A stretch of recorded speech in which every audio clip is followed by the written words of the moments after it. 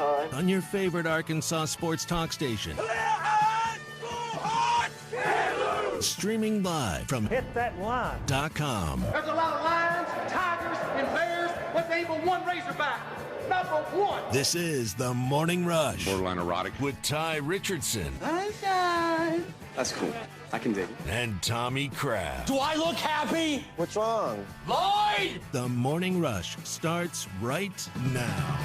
Fall back. That's what we know. That's what we did over the weekend. We got an extra hour of sleep. And kind of this weekend, you fell back into reality with this Arkansas football team. They went on the road. They competed against a top 10 opponent in Texas A&M, but they ultimately fell short. So you're kind of falling back into you need this dose of reality that there's still work to do with this football program and this football team. We'll start there this morning. We have a lot to unpack from the Texas A&M game. There are positives, there are negatives, and we will get into all those this morning on a Hot Take Monday. Tommy, have you set back all your clocks at this point?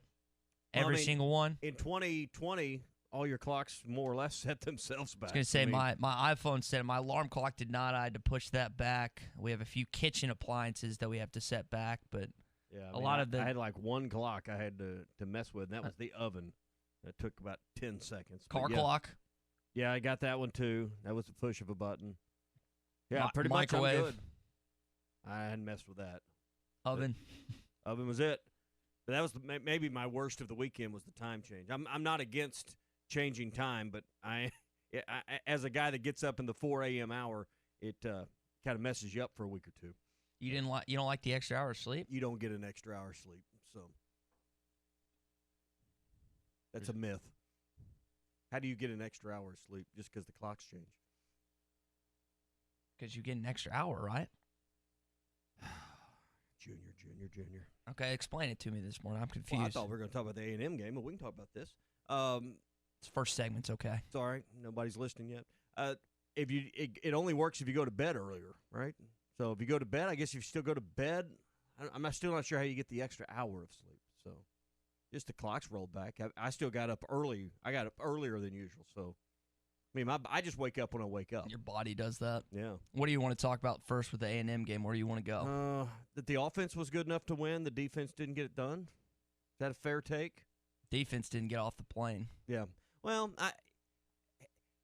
yes and no. I think at the end of the day, we didn't spend enough time giving A&M enough credit. And I say the royal we, the plural we, the all we, not just our show, but a lot of fans, because we thought A&M was A&M. Every sports media entity within the state of Arkansas. And we mentioned, I kept saying that number 8 by their name was there for a reason, but I wanted to gloss over too. I'm just as guilty, so I'm not trying to say that, hey, I tried to tell you. I'm not saying that. I'm just saying that we found out A&M's a top 10 team for a reason, is what we found out Saturday night. So to say the defense didn't get off the plane wouldn't go there, because Arkansas and A&M statistically very comparable. In fact, when we get into the stats, you're going to see Arkansas was better in some ways. Outgained, outrushed. Right. So, but what we found out was, A&M's a pretty good football team. And what we thought was, well, this series has been close. It's been within a touchdown the last so many years in a row. A&M is going to A&M. Somehow they're going to stub their toe, and Arkansas is going to be. Sam has been snapping streaks. Somehow lightning's going to strike. Stars are going to align. We have a full moon, and it's going to happen.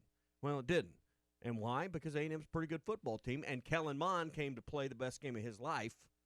And we didn't think that was going to happen. You'd pointed out some of his historical performance against Arkansas, and history was not prophecy.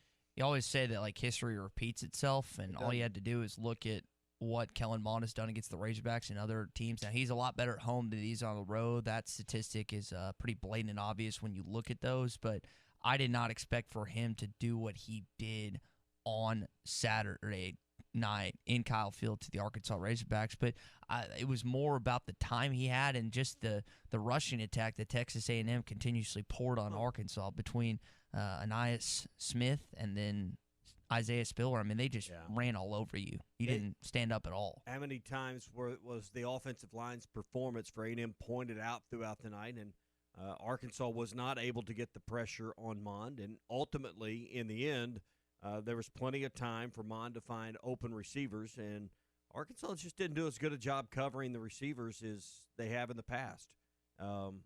We thought because there had been some turnover there that wide receivers was going to be maybe a deficiency against this secondary. We thought they were going to run the ball more, and it turned out to be that where Arkansas was bleeding was letting passing yards go during this game. So in the end, I thought the offense was good enough to win. Special teams, those field goals certainly play into it. If you'd had those, and they were what, 48 and 49-yard field goal attempts that you missed in the first half. That's not the difference in the ball game. It would have maybe made a difference in your strategy down the road. You'd like to have had at least one of those two. There's nothing to gimme about nearly 50-yard field goals. But special teams wasn't the reason you lost. Officiating wasn't the reason you lost. The reason you lost was A&M was a better football team than you. Yeah, and you got manhandled on the line of scrimmage on the defensive side. On the offensive side, you had over 200 rushing yards, so give credit to where credit's due. But you mentioned A.J. Reed missing those field goals. The first one, it looked like Scott Fountain immediately pulled over Jack Lindsey and A.J. and asking what happened. I don't know if it was a bad hold or if A.J., but the first one was abysmal. Well, the first one, and I was watching with a buddy of mine, his stepson. We were watching that the end zone shot was the only view you saw of it. From behind the goalpost, and it was a lengthy field goal, and it wasn't zoomed in.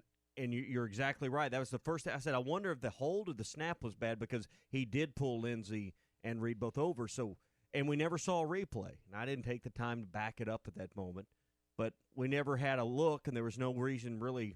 They didn't come back and replay that. But the second one was online or was had the trajectory. It just wasn't online. Was it if you pull, is it hook or pulled or slice to the left? Because he missed it. The first one had a lot of quack in it. Yeah. The second one, no. The second one is that way. Is that called when you pulled it? Yeah, is it pull it? Okay, yeah. I just wanted to make sure. Pulled it to the left. Yeah. But, the first one had never had a chance. It just was. No, it landed almost on the corner of the right. And it's not that far, but it landed almost the corner right of the end zone. So it was a awful. Very bad miss. So and then Sam Pittman trusted him again, and again, you're bummed about what you saw. And that special teams wasn't awful, but it wasn't great either as far as that goes. Again, there's a lot of. That wasn't the reason you lost. Yeah, there's a lot of negatives and positives you can take out of this football game. And a lot of the positives you can take out are offensively. I want to know this morning from you, what was your reaction to Arkansas's 42-31 loss to the Texas A&M Aggies on Saturday night? We're going to be taking your calls all morning here on a Hot Take Monday, brought to you by Wheels RV. Yeah, looking forward to that. So get in here with us. The all-new Wheels RV wants you to get out and explore this fall. They got all the luxury brands that you can enjoy the great outdoors and keep you camping, like Grand Design, Alliance, KZ, and the all-new solar-powered Vibe. Hey, hunting seasons are here, and modern gun season's just around the corner.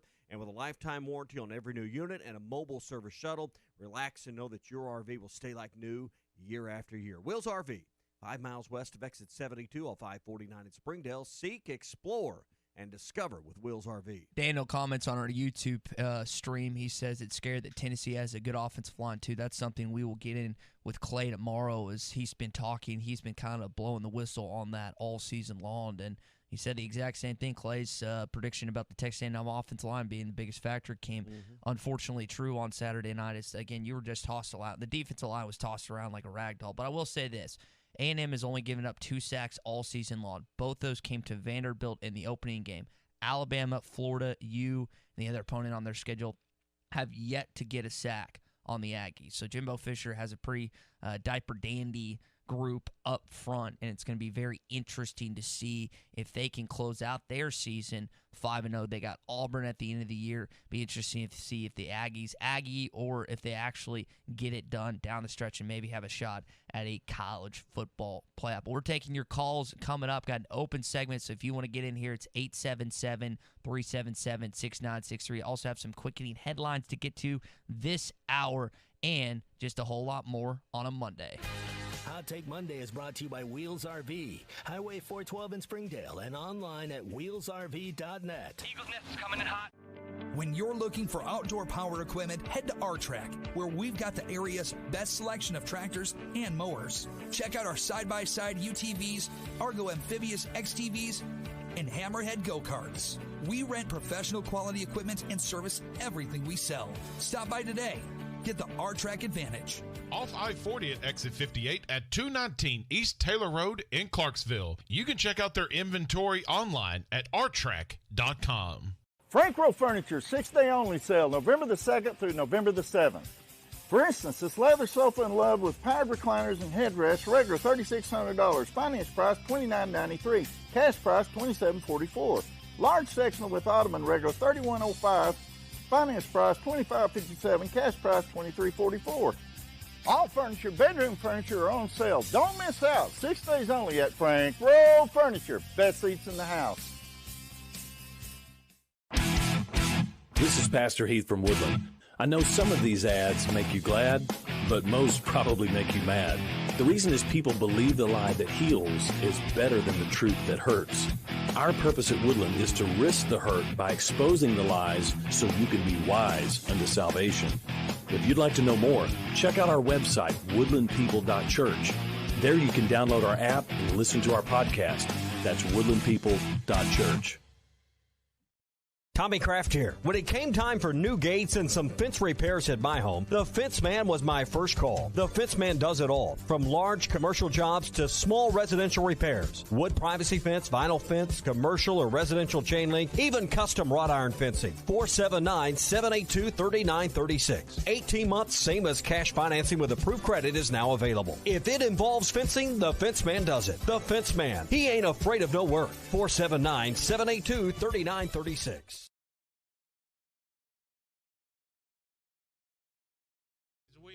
Blue Plate specials served Monday through Friday. And don't forget about 99-cent Pie Tuesday. So whether you're craving some of our great kickin' chicken or one of our world-famous desserts, Miss Anna's is the place to be. 5001 Towson Avenue in Fort Smith, 649-6300.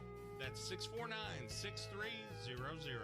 Have you been looking for your next place to call home and just haven't found the right one? Then it's time to check out the properties at Trinity Multifamily. With a variety of apartments, duplexes, townhomes, and houses, there is surely one to fit your needs. Whether it's in the River Valley, Northwest Arkansas, or Central Arkansas that you are looking at, they have you covered. Give them a call today. Trinity Multifamily, 479-452-1817. That's 479-452-1817. Or online at trinitymultifamily.com to search rental properties near you. Family first. My dad used to tell us that all the time. But family first wasn't just something he'd say to us. It was how he lived every day of his life. And it's how I try to live mine too. At Shelter Insurance, our agents are dedicated to helping provide personalized auto, home, and life protection that puts your family first. Ask Shelter agents Tiffany Newman or Warren Robertson about a free insurance review.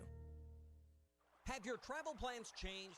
Looking for a place that's close to home and keep your family safe? Gaston's White River Resort is located on the beautiful White River. They offer private accommodations in their lodges and cabins. Most cabins have a fully equipped kitchen or let their restaurant staff deliver to your cabin. Call 870-431-5202 and change your plans to Gaston's White River Resort. Gaston's White River Resort, a first-class time every time. The best TV experience in the nation is available locally with personal service from WOW World of Wireless, your neighborhood professional Dish authorized retailer. Dish has the Hopper 3, the most advanced DVR, and delivers a premium viewing experience. Tired of running out of DVR space? With the Hopper 3, you can record up to 2,000 hours of your favorite programming and watch your very own favorite channels and DVR recording anywhere you go on your phone or tablet. Call now, WOW World of Wireless at 877-305-DISH. That's 877-305-3474 for more details, or visit us online at shopwownow.com. Get the Hopper 3 today by calling WOW World of Wireless at 877-305-DISH. That's 877-305-3474 or online at shopwownow.com. Monthly equipment fees and other restrictions apply. Recording hours vary. 2,000 hours based on SD programming. Remote viewing requires internet connection and compatible mobile device. World of Wireless has moved just a few miles east, next to Frank Rowe Furniture in Barling.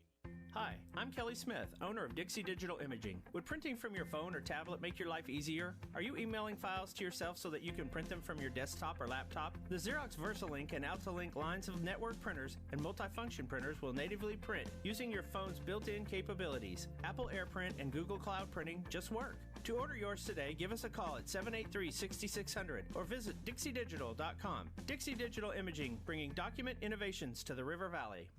ESPN 95.3.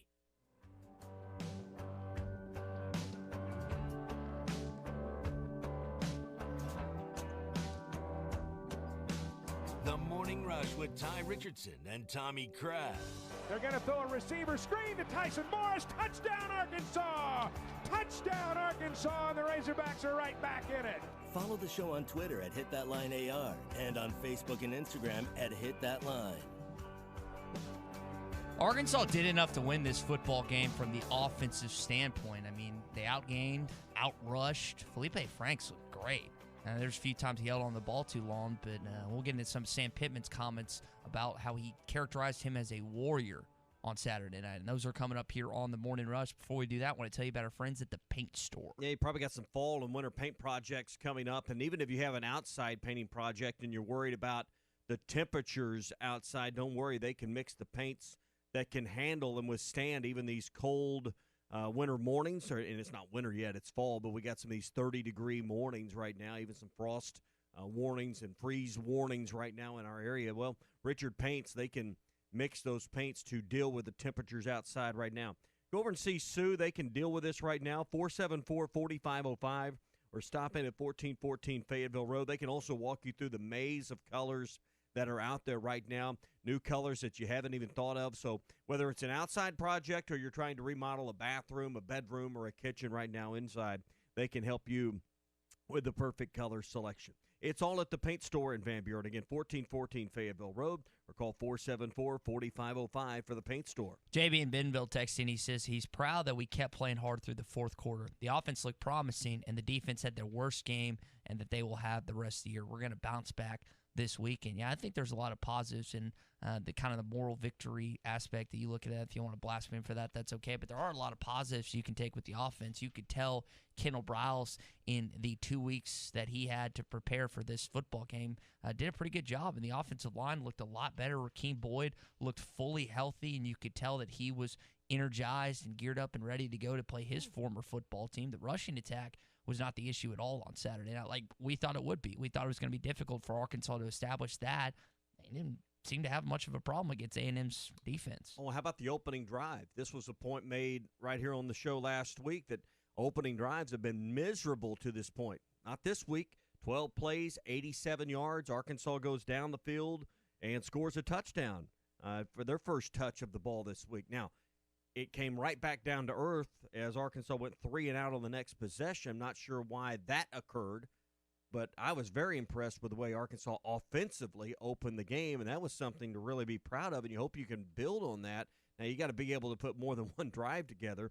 Arkansas had 11 drives, scored 4 times in the end zone, and had a field goal, so 5 of your 11 drives you got a score out of. But that opening drive was probably the best drive of the year. Yeah, it was. Do you know what their other statistics are when the opening drives? Yeah, we went over those last week. It's like 28 yards. Yeah, or whatever. they're all 3 and outs. Yeah, 3 and outs. It's like 28 total yards combined. For the 4 drives. And again, that's where you're appreciative of Kendall Briles' game plan. In the first offensive possession, it's less than 5 minutes, you punched it in, and you had a beautiful pass from Felipe Franks to Traylon Burks, and kind of another Felipe Franks conversation. Who are you watching the game with on Saturday? Scott and Dustin. Okay, buddy of mine, his stepson. So. Were they criticizing Felipe during the course of the game? No, not really. Okay, good. Because for whatever reason, following this Texas A&M game, I don't know why Felipe's gotten criticism. Tommy, do you know where he ranks as far as in the past decade of Arkansas quarterbacks against the SEC as far as his QB rating goes? Just take a wild guess. Of the quarterbacks you've had, do you know where his quarterback ranking is? After 5 games, where it is? Just take a wild guess. His QBR. Think about Brandon Allen, Austin Allen. Are you asking Ryan where he Allen, ranks amongst those quarterbacks, or what the QBR is? Where he ranks the quarterbacks. Just take a wild guess. I'm gonna guess you're asking me because it's good. Yes. So you wouldn't be asking me because it wouldn't fit your argument here. So I'm gonna guess he's 4th. He's 3rd. 3rd. Okay. This is from Hogsports.com. Think about this, guys. He's behind Ryan Mallon in 2010, BA in 2015. He's actually ahead of Tyler in 2011. And listen, the quarterback rating is 5 games though. You're not his 2 best games are on the road though. But I mean, what are you comparing them to? All I'm saying is there shouldn't be much criticism of Felipe Franks. That's what I'm saying, and I've seen some of that. And the reason I asked you is because I didn't know if you were. Oh, Have we not fielded callers? Have we not fielded texters that have ripped him? Mm-hmm. I'm not saying you. That's why I was asking. All I'm saying is, in fairness, though, he's got 5 games compared and that's fair, to. but I don't know what you're comparing it to as far as is that those guys full seasons or full careers. I'm not sure. I haven't seen the stats. It was each year. Okay, each year. But through 5 games, Felipe's looked pretty good. And I'm not. This isn't a shot at you. It's a shot at people that have thought that Felipe has not played up to snuff this year. Which, if you look at the statistics, if there's one criticism I have for Felipe, it's he holds on to the ball when he's out of the quarterback, out of the pocket, out of the tackle box, and he's taken some sacks. And there was 4 sacks in this game where he holds on to the ball at times too long and doesn't throw it away when there's an opportunity to not take the sack. Yeah, and I think that's a fair criticism. But, I think once again the 4 sacks goes to show you that the area you thought would improve the most has improved the least, and that's offensive line. Of any position group on the football team? I thought the offensive line would take the biggest step forward because we thought Sam Pittman, being the head coach and his high IQ for offensive line improvement, and it just shows you that's not a shot at Sam Pittman. We know Sam Pittman can get it done there. Brad Davis can get it done there.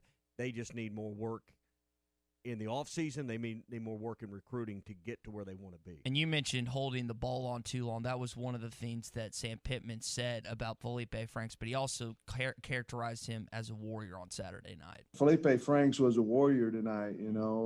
I wish he'd get rid of the ball a little bit on some of the sacks that he's taken. Just simply we're losing some yards on him. He's taking hits, but he rushed for almost 100 yards and threw 3 or 4 touchdown passes. I don't remember exactly what it was, but he's a tough kid. I'm glad he's on our football team. He played well as Kellen Mond played a really, really good ball game as well. And I mentioned that it looked like Rakeem Boyd had a little more hop in his step. Well, Felipe looked like he had a little more hop in his step as well. He didn't look as scared that he's looked in previous games when it looked like he's getting injured, looking behind him and stuff. Tommy, he would have finished with over 100 rushing yards if not for the sacks. In college football, sacks are discredited to the quarterback's rushing yards. So 91 yards, something like that. But he netted 91 yards with 20 yards of lost yardage. Yeah, he would have busted the 100-yard mark as your quarterback running the football. So Felipe was on target. Yep. He was running the football. And like you heard from Sam, he wishes he would let the ball go sometimes, but he's also not forcing. Yeah. What do we say about Felipe Franks heading into this season? He can't force interceptions, and really outside of the Ole Miss game, and the Georgia game, there hasn't been a lot of that from Felipe. He's an awkward runner when he gets into open field. He's really not a guy that is. He had a 28-yard run, I believe it was. Yeah, 28 yards. It's like his legs are so long they get in his own way or something. I don't know because twice or 3 times the turf monster got him, and it's like his legs are just. It's not as pure as Matt Jones running the football. Right. Both 6'6" stature. He can get you the first down. I'm just not sure he's going to get you the touchdown running. Yeah. All right. Coming up, we will get into some quick hitty headlines, including what happened with the Cowboys last night. Hot Take Monday is brought to you by Wheels RV, Highway 412 in Springdale, and online at wheelsrv.net. Hey, it was BYOG. Bring your own guts. At Toyota, today's the day to score a great deal. That means today's the day to take a ride in your thrilling new Camry. Today's the day to scale new heights in your powerful new RAV4 Hybrid. Or maybe today's the day to turn heads in your stylish new Corolla. Today's the perfect day to tackle a new outdoor project in your tough new Tundra. Today might even be the day to go as far as the road will take you with the epic range of your new Highlander Hybrid. Today's the day to save on all your favorites like the Toyota Camry, Corolla, RAV4, Highlander, Tundra, and more. But hurry, this offer ends soon. Head into your Toyota dealer today. Toyota, let's go places. Qualified buyers can get 0% APR financing for 60 months or a total bonus of $2,500 on a new 2021 Tundra Special Edition. Participating dealers only. Visit buyatoyota.com for details. Offers available in select states and end 11/2/20. Pre-order your your hot spring spa and beat the price increase at Burton Pools and Spas. Hot tub prices are sure to increase in 2021. That's why you should pre-order now from Burton's and pay less during the hot tub pre-order sale. October 23rd through November 2nd. Hot tubs start at only $60 a month and with 28 models to choose from. Pre-order your hot tub and save October 23rd through November 2nd at Burton Pools and Spas in Springdale and in Fort Smith and at burtonpools.com. Burton Pools and Spas, your source for backyard fun. In this moment, who has your back? Do you know the name of your insurance agent? Does your insurance agent know your name? Or would you call a 1-800 number that connects you with who? Another state? Another country? Get a local independent insurance agent with Auto Owners Insurance. Someone you can call when the bad stuff happens. In this moment, get an agent who will protect you in that moment. Call Kohler and Green Insurance in Fort Smith, 484-9888, or in Van Buren, 474-9888, and online at kohlergreen.com. Franco Furniture 6-day sale only, November the 2nd through November the 7th. For instance, this leather sofa Love with powered recliners and powered headrests, regularly $3,600, finance price $29.93, cash price $27.44. Large sectional with ottoman, regular $31.05, finance price $25.57, cash price $23.44. All furniture, bedroom furniture on sale. Don't miss out. 6 days only at Franco Furniture. Best seats in the house. Wave Rural Connect is bringing state-of-the-art fiber internet, TV, and phone service to your home. Get amazingly fast fiber internet as low as $49.95 per month. TV packages start at $32.95. Fiber phone service starts at $29.95. Go to signup.waveruralconnect.com or call 1-833-4WAVE-RC to find out if we're installing in your area. Arkansas Valley Electric Cooperative and Wave Rural Connect, changing the communities we serve. Always get more at Orr. We always put the customer first at Orr Chevrolet in Fort Smith. Since 1924, the Orr family of dealerships has grown based on one simple principle. Give the customer more money for their trades and give them a lower price on their new vehicle. It's a simple concept, really, but one that very few dealers honor anymore. Hey, we know you paid a lot of money for your vehicle, and Orr Chevrolet wants to pay you the maximum amount for it today. Then we'll give you an awesome price on a new Chevrolet. But we're not done giving you more. Included with any new vehicle sold, Orr Chevy will also give you a lifetime powertrain warranty, 2 years of free maintenance, and free car washes for life. So come get a lower price and more money for your trade today at Orr Chevrolet on Auto Park Drive in Fort Smith and 24/7 at OrChevyFS.com. Chevy, find new roads. You always get more at Orr. When you want a beer, you go to a bar. When you want top shelf spirits, wines, handcrafted cocktails, and cigars in an atmosphere befitting a destination, you go to 906 Cocktail and Cigar Lounge. Try our new menu items, including fish and chips, classic club sandwiches, Caesar and Cobb salads, or stick to your favorites. Dine in or carry out. Enjoy our state-of-the-art air filtration system. 906 Cocktail and Cigar Lounge, defining nightlife in downtown Fort Smith. Doors open at 4 Tuesday through Saturday. Have you had someone back out of a contract and you don't know what to do? Or maybe you have a problem with your boss. It may be time to sit down with a lawyer and discuss your options. The attorneys at Kevin Hickey Law Partners are ready to give advice on your next step. Kevin Hickey Law Partners are experienced in all types of lawsuits. If you have a dispute that may involve going to court, don't just hire any lawyer. Contact Kevin Hickey Law Partners. Give them a call at 479-434-2014 in the River Valley or 479-802-6560 in Northwest Arkansas. Or check them out online at kevinhickeylaw.com. Tri-Hill Turf offers the highest quality turf and pest services. Hey, you say those are big words. Well, let's see. Tri-Hill Turf and Pest has a company agronomist, state and nationally certified technicians, free soil testing, and they even have precision GPS guided application equipment. Now that's high tech. For over 30 years, Tri-Hill Turf and Pest has used the latest application technology, and they strive for turf and pest excellence. They are your local turf and pest experts. Call the local team at 782-0404. Tri-Hill Turf and Pest. ESPN 95.3.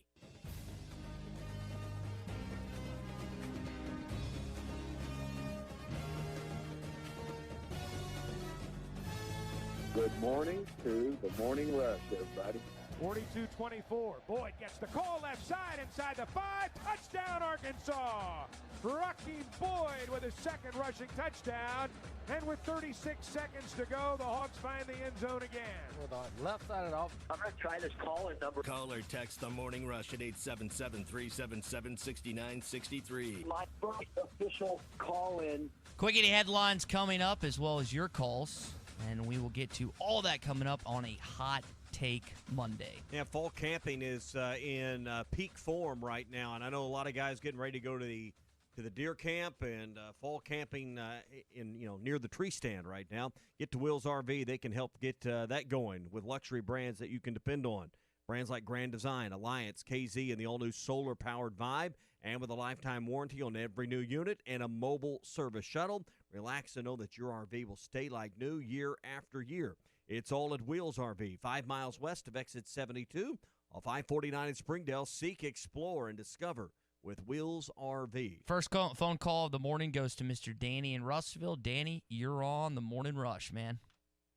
Good morning, guys. I guess by now we figured out A&M has a pretty good team, right? Because their only loss is to Alabama, and Alabama, they just put up points on everybody. Well, it's amazing, their quarterback and their receivers, how they can just hit those long plays. Now, hang on, Danny. Wrap your mind around this, because obviously A&M has 5 games left, and none of them are against what you'd call juggernauts. They've already played Florida. They've already played Bama. Split those. So they have the real potential to go 9-1. And we have to do the calculus to think, and this is hard for us because they're Aggies. If the Aggies go 9-1, I'm not saying they're going to make the college football playoff, but the pathway is there. They likely wouldn't have to play in the SEC title game. Georgia would likely have 2 losses. We'll have to see what else happens around college football, but the conversation is they win 2, 3, 4 more. If the Aggies don't Aggie, they're going to be in the conversation. Right. It'll be a choice between Georgia and Texas A&M. I'm saying as they win 2, as they win 3, as they win 4, that conversation's going to heat up about them being in the playoff. And certainly as those polls come out. So A&M did beat Florida, by the way. So we're not the only one to go down to College Station and lose.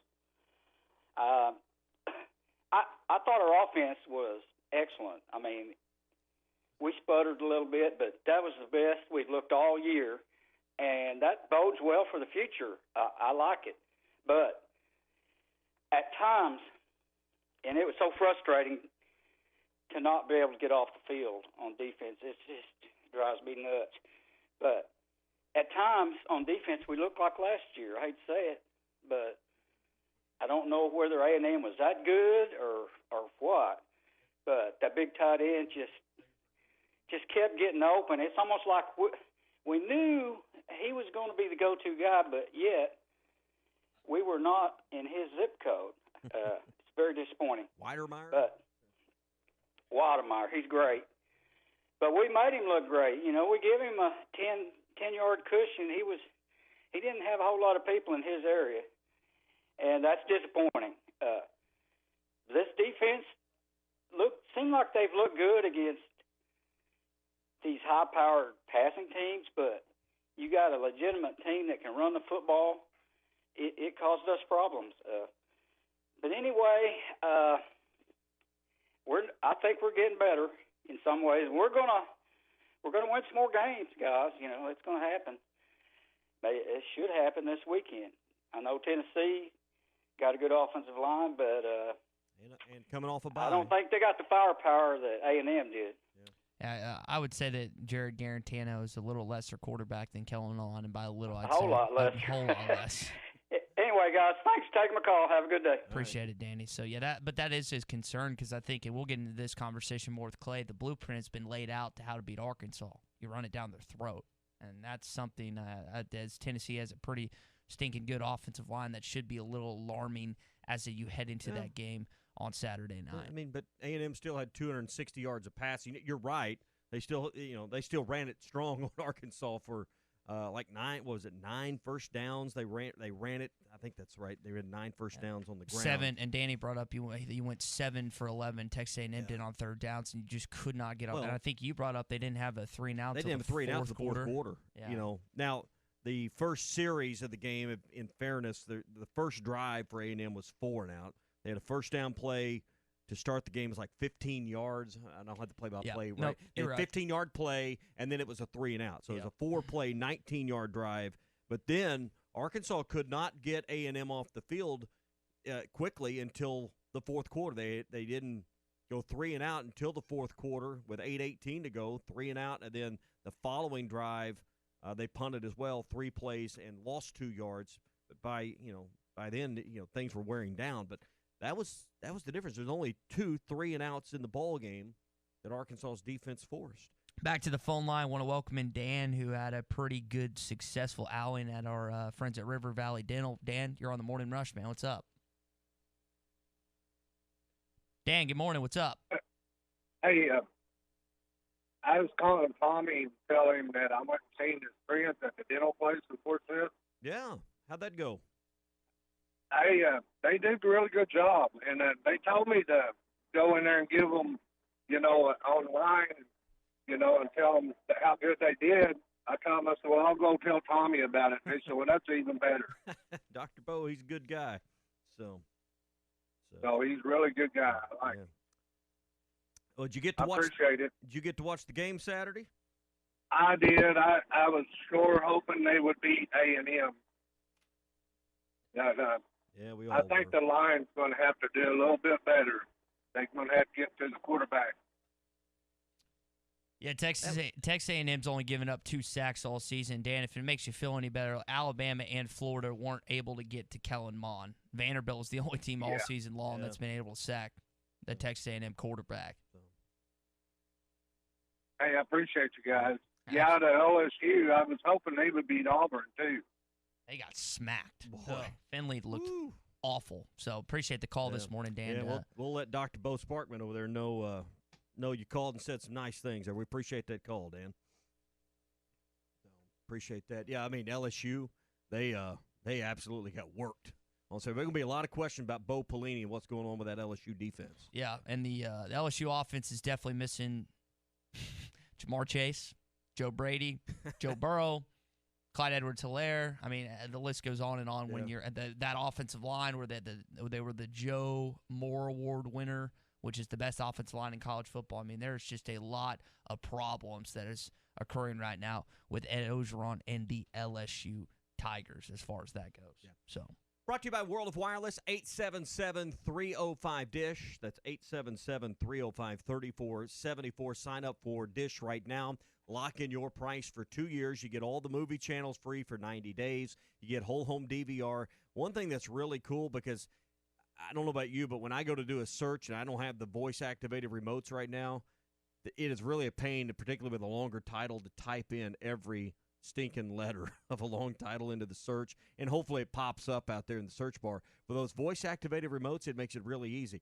Those are normally an upgrade charge. They're absolutely free in the upgrade right now when you sign up for DISH with World of Wireless. They're a premier DISH dealer. That's what makes that free. So call and ask about that. 2-year price guarantee. So for 2 more Novembers, you don't have to worry about your bill going up. And if you got 3 TVs in your house, it's about $74.99 a month. World of Wireless, 877-305-DISH. That's 877-305-3474. Back to the phone lines, welcoming in Gary in Fort Smith. Gary, am I going to see you at the gym later today, man?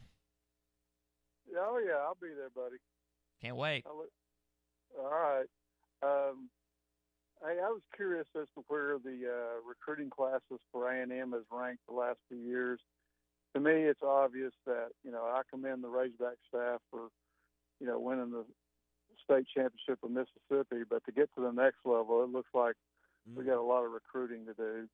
And I think the defense has masked a lot of flaws simply because they created a lot of turnovers.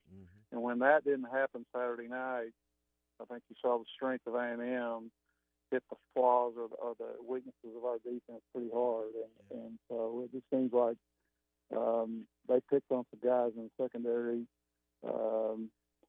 and there's a lot of loose coverage. I guess it's a bend don't break, but it's apparent to me that we've got a lot of recruiting to do to get to the next level in the SEC to compete for the SEC West. Yeah, and Gary, if you could just keep this team somewhat on par and bring the offensive line up to the level that we believe Sam Pittman will, and get it comparable to A&M, comparable to the better teams. I mean, I'm of the belief you got two things kind of holding you back. You need to bring your special teams ahead, and that will come with team depth, and the O-line.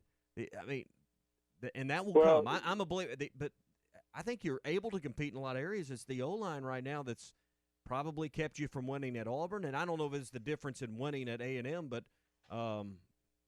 you could certainly make that case. Well, I don't disagree with that. I just think to play against the elite teams in our league, you've got to have a bigger defensive line. I agree. Arkansas is not close to elite. We've got to have, our linebackers give everything they have. But if you look at our linebackers versus A&M's or Georgia's, I mean, they're 20 pounds lighter and they're not as fast.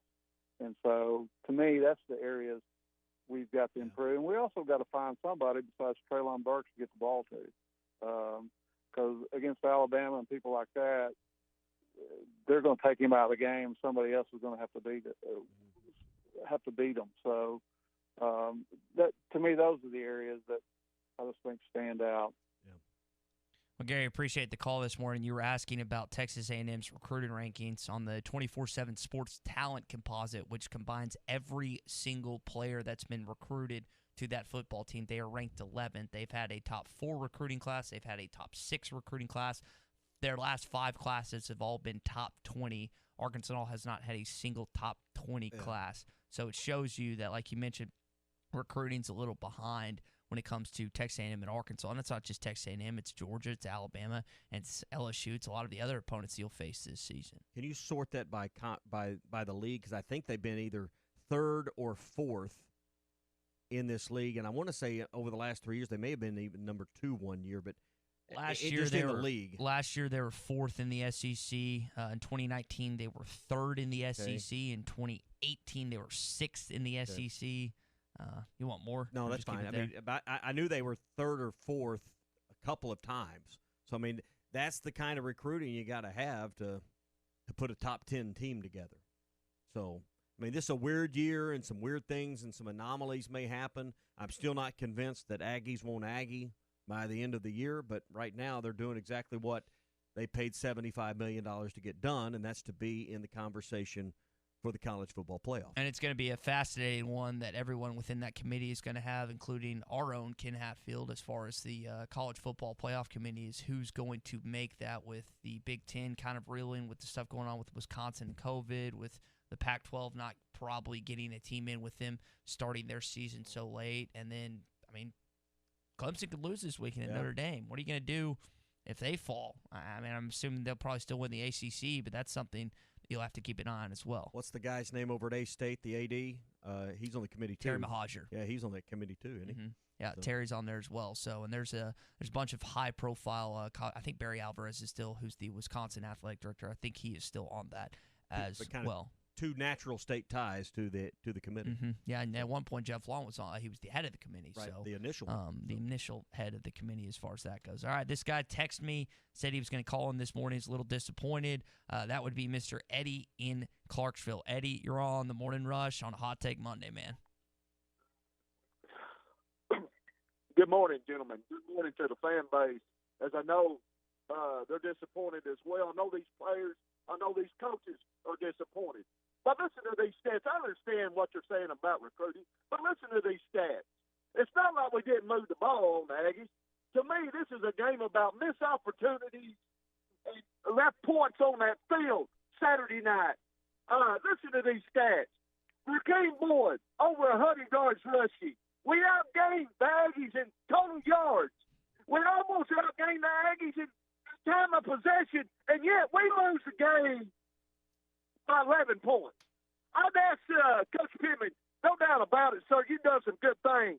You win the battle Mississippi schools, no doubt about it. But you will not beat upper-tier teams. I want to know who makes the call, and I think it's a fair question, to attempt 50-yard field goals. Because if that's your philosophy, is it Coach Brown or is it you? You went down there not to make a good showing, but to win a football game. I suggest we got 5 games left. There needs to be some soul-searching of what we're trying to do. Because, to me, we're not aggressive enough on offense. I mean, the name of the game, I mean, what do you got to lose?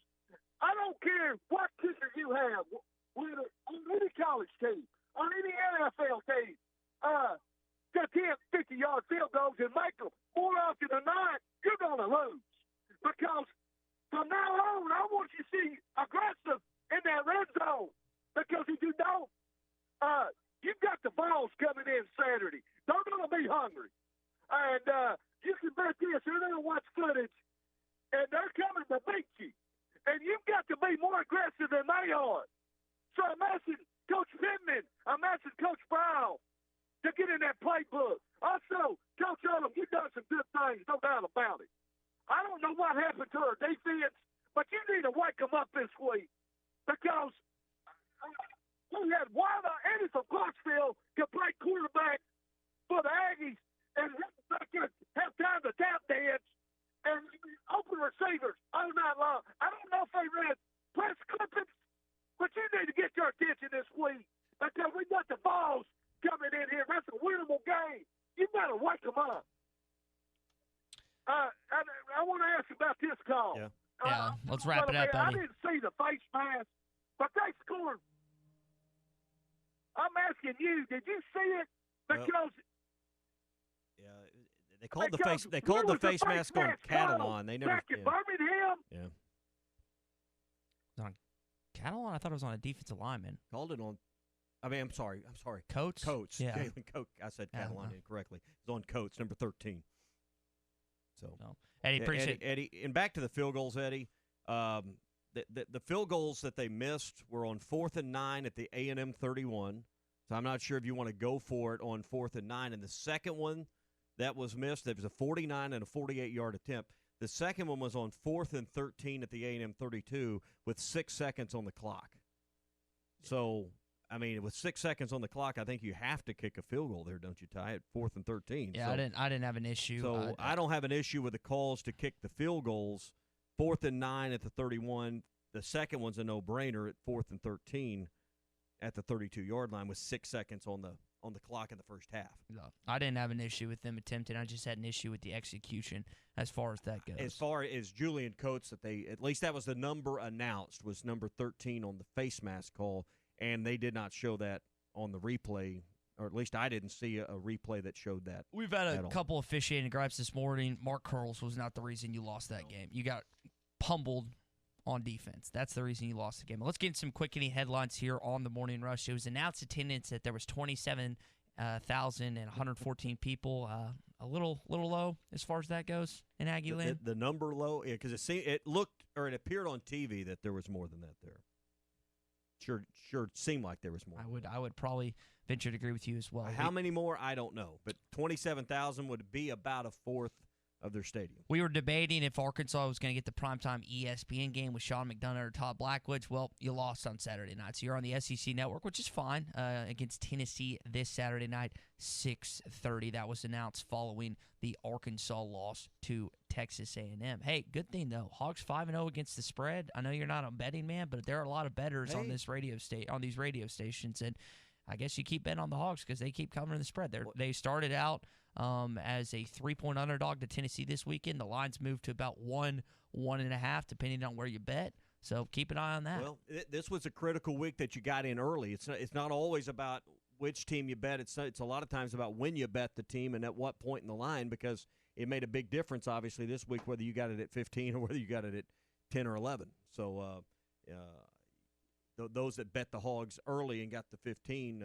were the victors this week when it came to betting the game. I know many of you were disappointed in the Hogs' outcome this weekend, but one Arkansan did win this weekend, and that is Mr. Bryce Mitchell, a.k.a. Thug Nasty. Ladies and gentlemen, after 3 rounds, we go to the judges' scorecards for a decision. The judges score the contest 29-28, 30-27, and 30-27 for the winner by unanimous decision, Bryce the Nasty Mitchell. I am here with the victorious Bryce Mitchell. 5 wins in a row and probably your toughest opponent to date. I know you were critical of your own performances so far, but you got to be happy with that one. No, brother. I do better in the gym. Yeah, just a lot of that I got to work on. Bryce now 14-0, and now this was during the Arkansas game, so I don't know how many watched this live. Jenkins, did you watch this? On site, you did not, so I did not get a chance to watch it. I was just happy to see the Arkansan, I think he's from Cabot, if I remember that correctly, see him once again come out with a victory. He's going to be he'll be in the top contender here pretty soon for a championship battle. I mean, 14-1 now, and he's I can't remember how many like TKOs or anything he has with that, but pretty much just beat Andre Fili and a lot of people in the UFC world. I mean, that was his toughest match so far, so good for him. Did you see one of Musselman's Halloween costumes was dressing Batman. up as Thug Nasty? Well, no, he also did another one on Twitter Thug Nasty where he too. dressed up as Thug Nasty. That's pretty cool. So had the camo on, had his hand wrapped up. I mean, that was kind of neat. Kind of cool. David in South Arkansas is yet to call in yet, but his Kansas City Chiefs got the win yesterday. But unfortunately, Jenkins, your Dallas Cowboys did not get the win last night. Danucci back. They've got him! They've got him! Football is out. It's out, and the Eagles are going to pick it up. They're running with the football, and down the sideline, all the way down is Rodney McLeod on a scoop and score.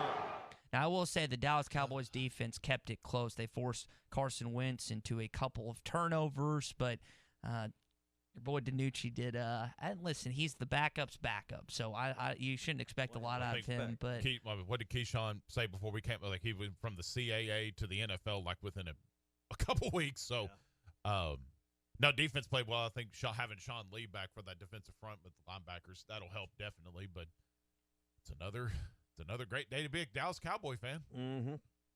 Got to lean into it, as Phil says. Yeah, are y'all going to? We leaned into it Friday. That's for sure. We'll continue to do so. Well, hey, listen. There's always the idea out there that you could draft another quarterback and restart.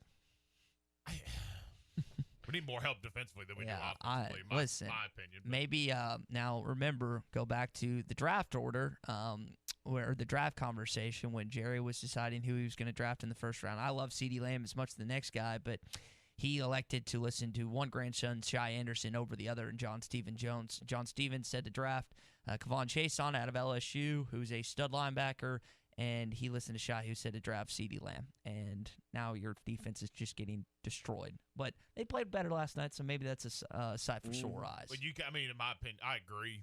You can't pass up on CeeDee Lamb. That's just – I had no problem drafting CeeDee over a linebacker because at that point you thought you had a pretty stout linebacking core with Van Der Esch and everybody else. So, all right, those are some of your quick-hitting headlines this morning. Had a call from Dan earlier that had gotten some help from Family Dental Care of Fort Smith with his sleep apnea and Dr. Bo Sparkman. That was a great endorsement for Dr. Bo. If you struggle with sleep apnea, you want to call Dr. Bo. The noise, the constant complaining about the CPAP, the noise it makes, your snoring, maybe you've not treated your sleep apnea. But Dr. Bo Sparkman would love to visit with you.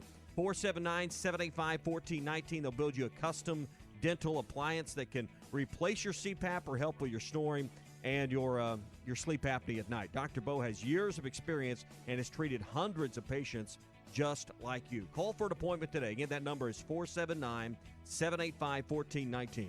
That's 785-1419 to get rid of your CPAP with Family Dental Care of Fort Smith. Coming up, hour number 2, the Morning Rush, continuing to unpack the 42-31 loss to the Texas A&M Aggies.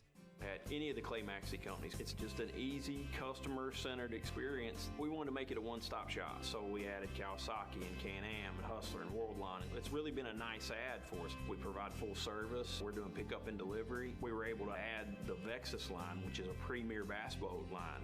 We want to make it easy. We want you to visit us at any of the Clay Maxey companies. Clay Maxey Ford and Harrison, Berryville, Motorsports, Marine, or Clay Maxey NWA.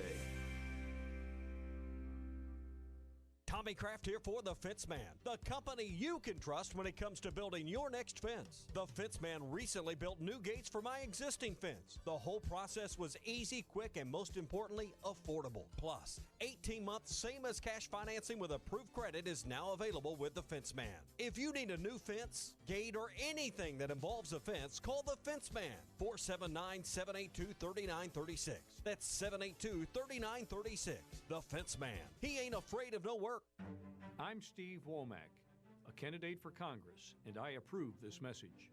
Over the next couple of months, our nation will make one of the biggest decisions in the history of our democracy. Unlike elections in the past, we won't just be casting our votes for different candidates. Instead, we will be voting for two different ways of life. I ran for Congress because America needed strong leaders. As a businessman, former mayor, retired colonel, and now your congressman, I'm standing firm to protect our country from those like Nancy Pelosi and the Democrat left wing who are dividing our country and pursuing a socialist agenda that threatens our economy and our domestic security. They must be defeated. Failure is not an option. The stakes are high. I'm asking you to stand with us. Vote absentee, vote early, or vote on November 3rd. Just vote. Our nation depends on it. Paid for by Womack for Congress. You can be the hero of the office. Just go to hitthatline.com and enter to win the Hardee's Lunch Bunch contest. Every week, one lucky listener wins lunch from your local Hardee's restaurant for up to 15 people at your job site or workplace. It's easy to sign up. Just click on the Hardee's Lunch Bunch contest button. Give us your information, and you're entered just like that. Every Thursday, we announce a winner during halftime. Win free lunch for all your work buddies. The Hardee's Lunch Bunch from Hardee's, ESPN Arkansas, and hitthatline.com. Stop in today at Randall Ford, where you'll find over 150 pre-owned cars, trucks, and SUVs in stock. We have what you want at the price that will fit your budget. We have 35 certified pre-owns. We even have over 25 vehicles under $10,000 and no payment for 90 days. All used vehicles go through a 115-point safety inspection. Plus, we will deliver your new purchase right to your front door. Randall Ford, 5500 Rogers Avenue, or online 24/7 at randallford.com. Home of the lowest price guarantee. Are you looking for a new place to call home? Whether you're looking for an apartment, duplex, townhome, or a house, Trinity Multifamily has you covered. They even have options in surrounding states, from Texas to Michigan and Kansas to Tennessee. If you're looking for a new place to call home, make Trinity Multifamily your first call at 479-452-1817. That's 479-452-1817. Or online at trinitymultifamily.com to search rental properties near you. Evans Body Shop wants you to know that you are now able to get the repair process started on your schedule. With just a few clicks of your cell phone, you can send photos and your vehicle information directly to our shop. We will respond within 24 hours with a detailed estimate for repairs. It's that simple. We are here for you. Visit our website for all of the details. We offer complimentary pickup and drop-off as well, and extra steps are being taken to ensure your car is returned as good as new and completely sanitized. Evans Body Shop, where we meet the nicest people by accident.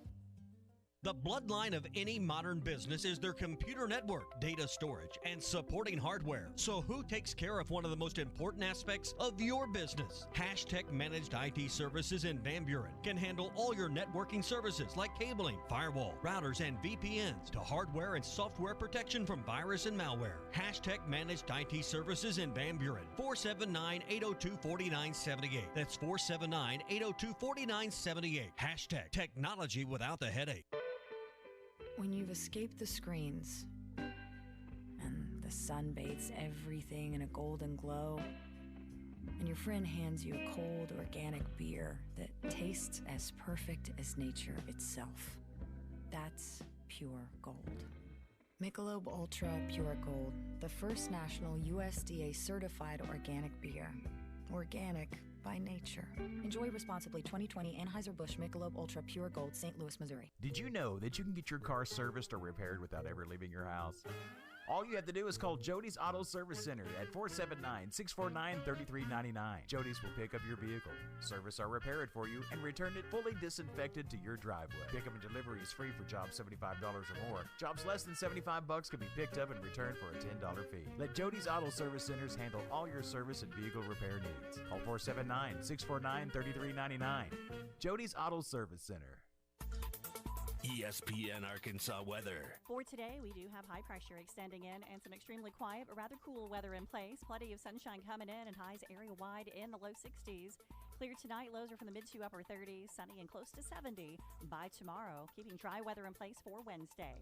I'm meteorologist Jennifer Naramore with your forecast on ESPN Arkansas. Hertz Car Sales. Make the short drive to 2810 Midland Boulevard. Call them today at 783-1722 or check them out online at buyfromhertz.com.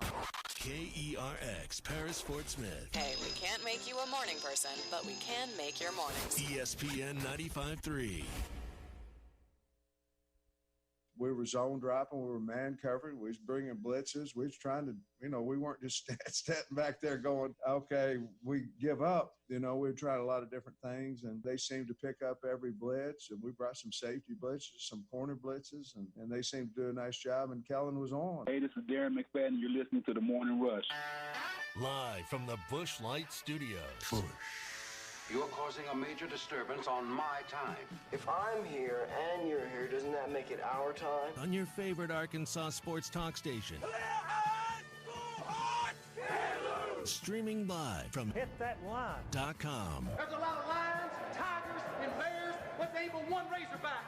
Number one. This is The Morning Rush. Borderline erotic. With Ty Richardson. Sunshine. That's cool. I can dig it. And Tommy Kraft. Do I look happy? What's wrong? Lloyd! The Morning Rush starts right now. So we told you the game on Saturday night between Arkansas and Texas A&M would decide the second best team in the SEC West. Well, it did, and that's the Aggies. Now they're going to have to prove that again in the final game of their season when they take on, and I say regular season, the Auburn Tigers in Jordan-Hare Stadium. But Texas A&M proved that they are not to be trifled with as far as a good college football opponent. And it kind of took you back down to earth a little bit. You were on clouds at this point with Arkansas's performance this season, but that was a really quality top 10 football team that offensively just torched you on Saturday night. We're going to take your calls and texts all throughout the morning on a Hot Take Monday brought to you by Wheels RV. Yeah, they're in northwest Arkansas, 5 miles west of exit 72 on 549 in Springdale with all the top brands like Grand Design, Alliance, KZ, and the all-new solar-powered Vibe. And with a lifetime warranty on every new unit and a mobile service shuttle, relax and know that your RV will stay like new year after year. Wheels RV, again, 5 miles west of exit 72 on 549 in Springdale. Seek, explore, and discover with Wheels RV. Rod, what is your hot take on a Monday, man? Yeah, good morning, guys. It sucks to lose. I know that. What I did find out, though, is that this coaching staff has a capacity to figure teams out and actually shut them down in the fourth quarter. And I kind of like that. And not only teaching this team a whole new system and methods, they got to correct everything that's been happening to this team for the last 2-3 years. And I'd like to see Felipe Franks back for one more year. It's COVID protocol. I believe he can do that. He can, yes. He has the ability to do that along with every other student athlete playing college football and fall sports this year. He's a pretty good quarterback. I mean, he really is. And he's getting more comfortable every week. He looks better, a little better every week. He does hang on to the ball a little too long. That's a habit that's probably been with him probably most all his life. That's going to be a hard one to break. Yeah. So, anyway, that's all I got to say about that. That you guys, y'all have a good morning. I appreciate the call as always, Rod. Bo mentioned something interesting in the IMG pregame that Felipe actually has better statistics on the road than he does at home, which you wouldn't expect for not just him but any other college football quarterback. And Felipe's two best games this year have been when? Auburn and A&M on the road. That has easily been his best two performances, where he had 3 touchdowns in Texas A&M and it's either 3 or 4 against Auburn. I think it was 4 actually. So I mean that just goes to show you. And he has thrown some beautiful pure passes. I think he finished 23 of 31 on Saturday night against the Aggies. So he looked really good. And again, he almost had 100. He did have over 100 rushing yards, but they count sacks in college football, so he had like 91 total because of that. So he was getting it done not only through the air, but on the ground as well. And here's what Sam Pittman had to say about Felipe and his performance on Saturday night. Felipe Franks was a warrior tonight. I wish he'd get rid of the ball a little bit on some of the sacks that he's taken. Just simply we're losing some yards on him. He's taking hits, but he rushed for almost 100 yards and threw 3 or 4 touchdown passes. I don't remember exactly what it was, but he's a tough kid. I'm glad he's on our football team. He played well as Kellen Mond played a really, really good ball game as well. And the problem with that statement is Kellen Mond also delivered for the Aggies. Tommy, he went 7 of 11 on third downs. It wasn't just him that was throwing the football, but the Aggies offense. And a lot of these were like 3rd and 8s, 3rd and 6s, and he just was on fire. At one point, this will get stat from hogsports.com, they scored on 6 straight possessions. 6 straight possessions. They just kept pounding you. He finished 21 of 26, 260 passing yards and 3 touchdowns. And both you and I and Clay were said throughout last week, he's not going to be the one that beats you. And it wasn't just him. Obviously, the running attack of Isaiah Spiller and Anais Smith was lethal. And they had another freshman running back that came in, I think, scored a touchdown as well. But the Texas A&M offense was unstoppable on Saturday night. Well, we talked about we believed the game would have fewer drives than what we've seen in recent games, and it did. Arkansas had 11 drives. We thought it'd be around 12. A&M had 12 drives in the game, and that included an end of half or 2 ends of halves. So one of those was both of those ends of halves. So they really had 10 drives because they took a knee twice, one at the end of the game, one at the end of the first half. So if you really look at it fairly, they had 10 drives. They scored 6 touchdowns and punted 4 times. So that's pretty efficient for the time that A&M had the ball. Arkansas had 11 drives. They scored 4 touchdowns, a field goal. They punted 3 times and missed 2 field goals, and were held on downs once. It was into the fourth quarter before Arkansas forced a 3-and-out. Now, in fairness, there was a 4-play, 19-yard drive, so they got 15 yards on the opening play of the game for A&M, then a 3-and-out following that. But that's not a 3-and-out. It was into the fourth quarter before a 3-and-out tie for A&M occurred. And it's a bummer that Kellen Mond is going to finish his career 4-0 against the Arkansas Razorbacks. Back to the phone lines, welcoming in Dwayne, who is in Muldrow, Oklahoma. Dwayne, you're on the Morning Rush, man. Hey, good morning, guys. Everybody's doing well. Yeah. Kind of a rough weekend, but it was fun games to watch. Yeah, I just got a quick question on the NFL. What teams do you think have the best chance to, get to the Super Bowl? I would say the Pittsburgh Steelers looked pretty solid defensively. Were able to contain Lamar Jackson. That was a big win for Phil's Steelers. Kansas City Chiefs, obviously, we can listen on ESPN 95.3 and 104.3. We are the home of that. They're going to be in the playoffs for quite some time. Tom Brady's Tampa Bay Buccaneers, they'll take on the Giants tonight. I think as long as he's playing football, you can't count out him. And that's the NFC team. We've listed 2 AFC teams. I'd say, I'm trying to think of off the top of my head. I said Steelers, Chiefs, Bucks. Who's another NFC team that I'm probably just forgetting and someone's screaming at the radio right now? Seahawks. Seahawks, yeah.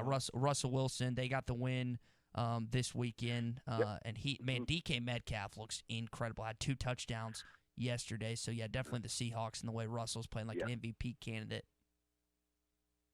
I just don't know if the defense can hold out. What I hear, probably not as good as they need to be. But who do you like? Who I'm hoping for. Who do you like? That's who. You agree? Kansas City and Seattle.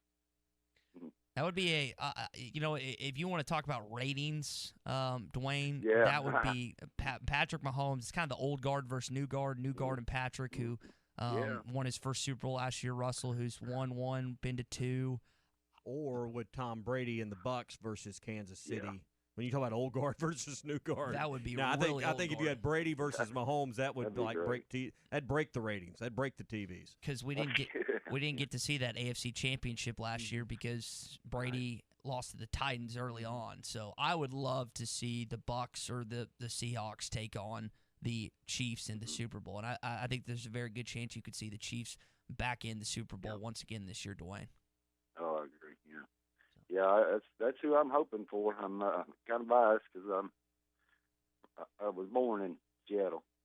Okay. Well, hey, best of luck to your Seahawks, and we appreciate your call this morning. Yeah. What about the Saints real quick? Got a question about that from Jordan. No. Drew Brees looks like needs to be put in a retirement home when he's done with this season. He can barely throw a 20-yard pass. I love me some Alvin Kamara, but no, Saints have no shot this year, buddy. Hey, is your home in Arkansas at least 10 years old and served by OG&E? If that's the case, they have a no-cost program to increase your comfort and to lower your bills. Call them at 1-800-272-9741. They'll send one of their crews out to do an energy audit. And if your home qualifies, they'll come back and do attic insulation, LED light bulbs, weather stripping, power strips, and a whole lot more. It's a no-cost program. Call 1-800-272-9741 for OG&E. SEC update coming up. Hot Take Monday is brought to you by Wheels RV, Highway 412 in Springdale, and online at wheelsrv.net. Eagles Nest is coming in hot. Introducing Arkansas Scholarship Lottery's $10 million cash extravaganza scratch-off. Come on, we need a bigger fanfare than that when you can win up to 20 times with 3 top prizes of $200,000. Still not big enough. Try again. That should do it. Win bigger with the $10 million cash extravaganza scratch-off and more than $10 million in prizes. Call 1-800-522.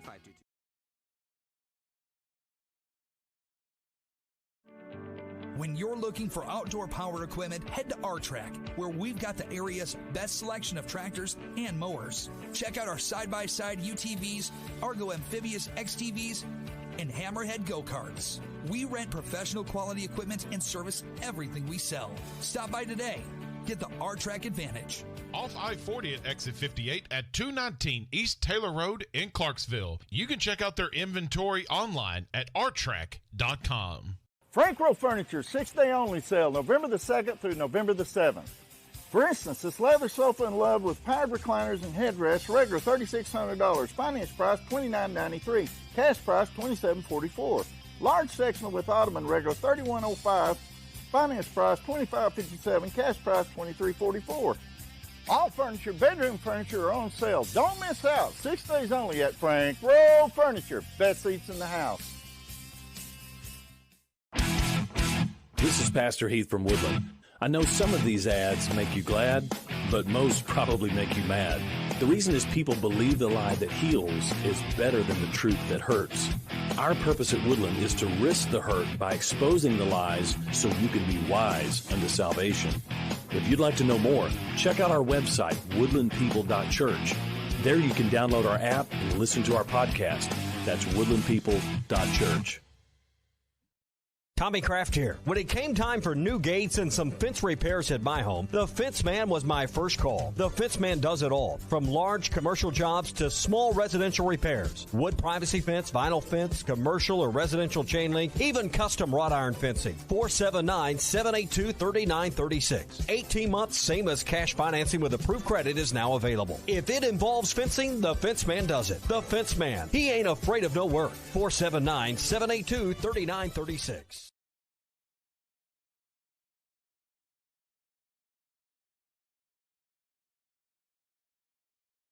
Price appetizers like Joe's Sampler Platter, Ballpark Nachos, 10-layer dip, brisket nachos, and Mexican pizza. And ask about Joe's tailgate packages to make your football experience even better in the comfort of your home. Half-price apps and taps for every hog game at Joe's Grill and Cantina, 3400 South 74th Street, across from Harps. Hi, I'm Greg Magnus, and I'm running for Sebastian County Circuit Judge. We've been all around Sebastian County asking voters who they're supporting for Circuit Judge, and this is what we're hearing. Greg Magnus. Oh, Greg Magnus, of course. Greg Magnus has practiced law in Fort Smith for 25 years and has the integrity and knowledge of the law that will make him an outstanding judge. Greg possesses a great deal of knowledge, experience, character, and integrity. Your vote is important. My name is Greg Magnus, and I'm asking for your vote on November 3rd. Ad paid for by the committee to elect Greg Magnus.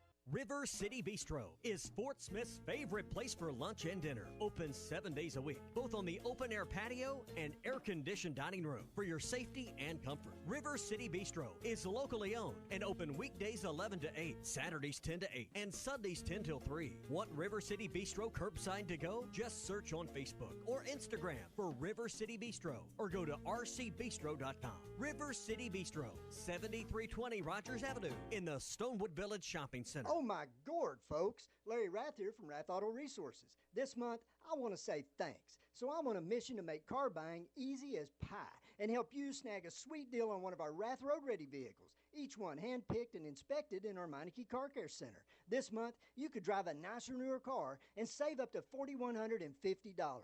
That's a lot of dough. So if your old ride is flaky, crusty, burnt, or rusty, don't let it squash your happiness. Trade it for a nicer, newer car now, even if you still owe money, and save up to $4,150. Plus, my For the People approval process makes financing your nicer, newer car easy as pie. Keeping the car you have? Get it ready for winter in our Meineke Car Care Center with half-off brakes and buy 3, get 1 free on all tires. Deals this delicious won't last long, so visit us today at Arkansas's favorite used car dealer, Rath Auto Resources and the Meineke Car Care Center, 4515 Towson Avenue, Fort Smith, or online, rathauto.com.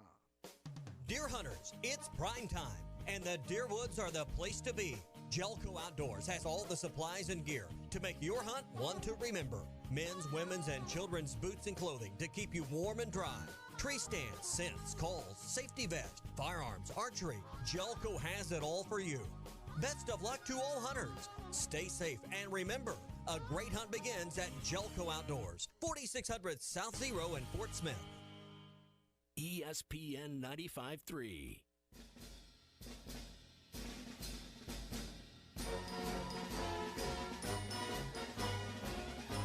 The Morning Rush with Ty Richardson and Tommy Craig. Not going to go deep. Got one-on-one coverage. He's far at the 20. And walking into the end zone is Hamilton. 71 yards. Just say, Alexa, play ESPN Arkansas. ESPN Arkansas from Tuning. SEC update coming up here on the Morning Rush, and then we are going to talk to the ever insightful Tom Murphy in about 5 or so minutes. Before we do that, I want to tell you about our friends at Trinity Multifamily. Yeah, if you invest in multifamily investment in real estate property, if you have apartment complexes, duplexes, multifamily property that you have put in your portfolio, it's a great investment. But if you're tired of the phone ringing right in the middle of the ball game, if you're tired of your weekends being chewed up trying to show those vacancies, trying to deal with vacancies, trying to make sure your paperwork is correct and compliant, all the things that go along with trying to self-manage that, maybe you want to call our friends at Trinity Multifamily, or maybe you're dealing right now with someone that's just not getting the job done for you. When it comes to qualifying tenants and leases, inspecting your properties, taking care of maintenance, providing web-based access to all your financial reports, leases, pictures of your property, Trinity can do all of that for you. So call our friends at Trinity Multifamily, 479-452-1817, or read more about their company and the services they provide online at trinitymultifamily.com. Trinity Multifamily is your teammate in the real estate game. All right, let's get into your SEC update. Somebody said we've got SEC bias. Deal with it. They're the best. In the SEC, it just means more. I know one thing, the SEC just got a little tougher. This is your SEC update on the Morning Rush. So we brought it up a little earlier. Auburn torched LSU on Saturday. The Tiger Bowl was a complete and utter blowout as the Auburn just crushed and melted LSU. And Ed Ogeron is in some trouble, Tommy. Well, okay, when you say he's in the seasons, what do you mean when you say season is? I mean, okay. Based he's on not how going Gene Chizik though. I mean, they're not going to fire him following the season. So, well, Chizik he was fired 2 years after, right. So it could be one of those things where if he has a poor year this year and a poor year next year, I could see that happening. It's LSU. Financially, the world of college athletics would have to improve a lot, but he's certainly not setting himself up for longevity at LSU. And here's the thing: forget about whether he gets fired or stays or whatever in 3 years. What's he doing to his recruiting? Because he's certainly not helping LSU but remain one of the powers in the West and setting the world on fire when it comes to recruiting. He is opening the door for Arkansas. He is certainly opening the door for A&M and the other powers like an Auburn in this league that he has to knock heads with. So forget about whether he's going to get fired or not. He's not getting fired at the end of this year, and maybe next year if they have another season like this, that's a conversation. But I just look at it from a recruiting standpoint. He's helping everybody out right now. That's what I see. Except himself as far as that goes. Other SEC scores from this weekend, that was a 48-11 final. The Georgia Bulldogs beat Kentucky in Lexington 14-3. Not a lot of offense for the Georgia Bulldogs, but they were able to stymie. That was the first start for former Auburn quarterback, now Kentucky quarterback Joey Gatewood. Not too easy when you're going up against that Georgia defense. Matt Corral bounced back and crushed Vanderbilt 54-21. He had a career outing for him. The Mississippi State bandwagon, the wheels have fallen off. There's been 8 players, I think, that have entered the transfer portal / opted out, and Mac Jones had himself a day, 41-0 against the Bulldogs on Saturday night.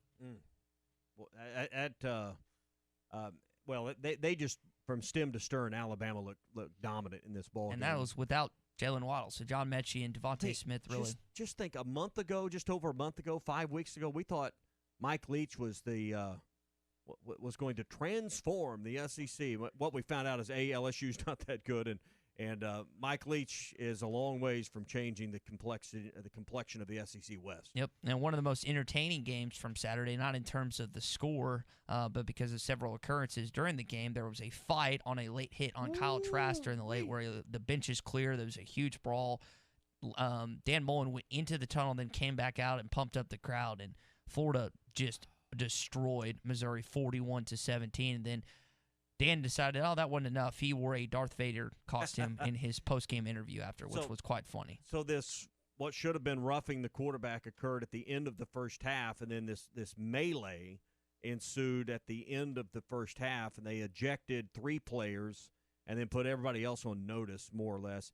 And I think this is going to be something that I think this is bad news for Georgia, is what I think, because I think this is probably something that gels a team like Florida together. This is probably something that gets these guys a little more focused, a little more sharp going into a game like Georgia coming up. Be curious to see what kind of and I'll be interested to see which way does Missouri go out of this deal, because the way Drink was talking out of it, Drinkowitz wasn't talking the same way Mullen was talking post-game. So I'm wondering if Missouri goes the other direction following this. That'll be an interesting follow. But I think this will make Florida sharper for the cocktail party. I want to welcome in our guy Tom Murphy, who we get a chance to talk to every Monday and Thursday at 7:20 this morning. Tom, I appreciate your time as always, buddy. I think it's a little worrisome for the Arkansas defense for the rest of the way as Texas A&M really just bullied them up front. How concerning is the defensive line and how they look to be manhandled on Saturday look for this football team who's playing a pretty good Tennessee offensive line this weekend? Well, that's an interesting take, and A&M's blueprint, I'm not sure how many teams can duplicate that. I mean, Alabama certainly would have the chance to with their line. Tennessee would want to, but the problem Tennessee would face is their quarterback, even though he's a veteran in Garantano, I don't think quite has the poise and the accuracy that Mond has developed to this point. So I'm sure Tennessee will try to do those things. And let's not forget one thing here. Every year when I watch Arkansas A&M, it kind of flares up again in my memory, and then you forget about it, and then you're watching the game again, and then you're like, oh, yeah, A&M is about the most grabby offensive line in the conference.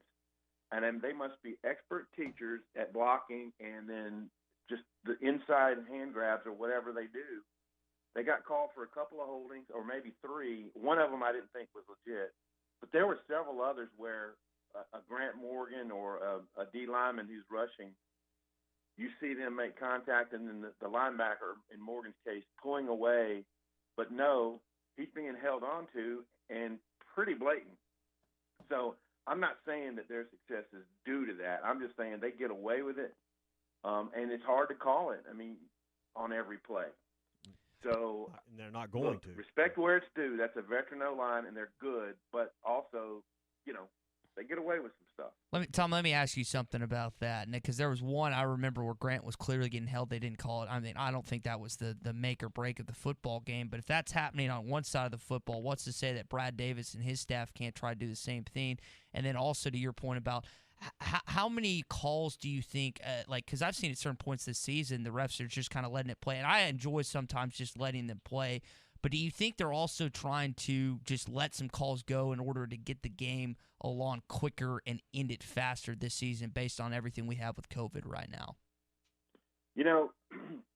Yeah, games that are marred by way too many penalties, like you see some NFL games where they're called 3-4 plays in a row, you get so tired of that. Mm-hmm. Nobody really wants to see that. You'd like to see them set the tone by calling some stuff maybe early.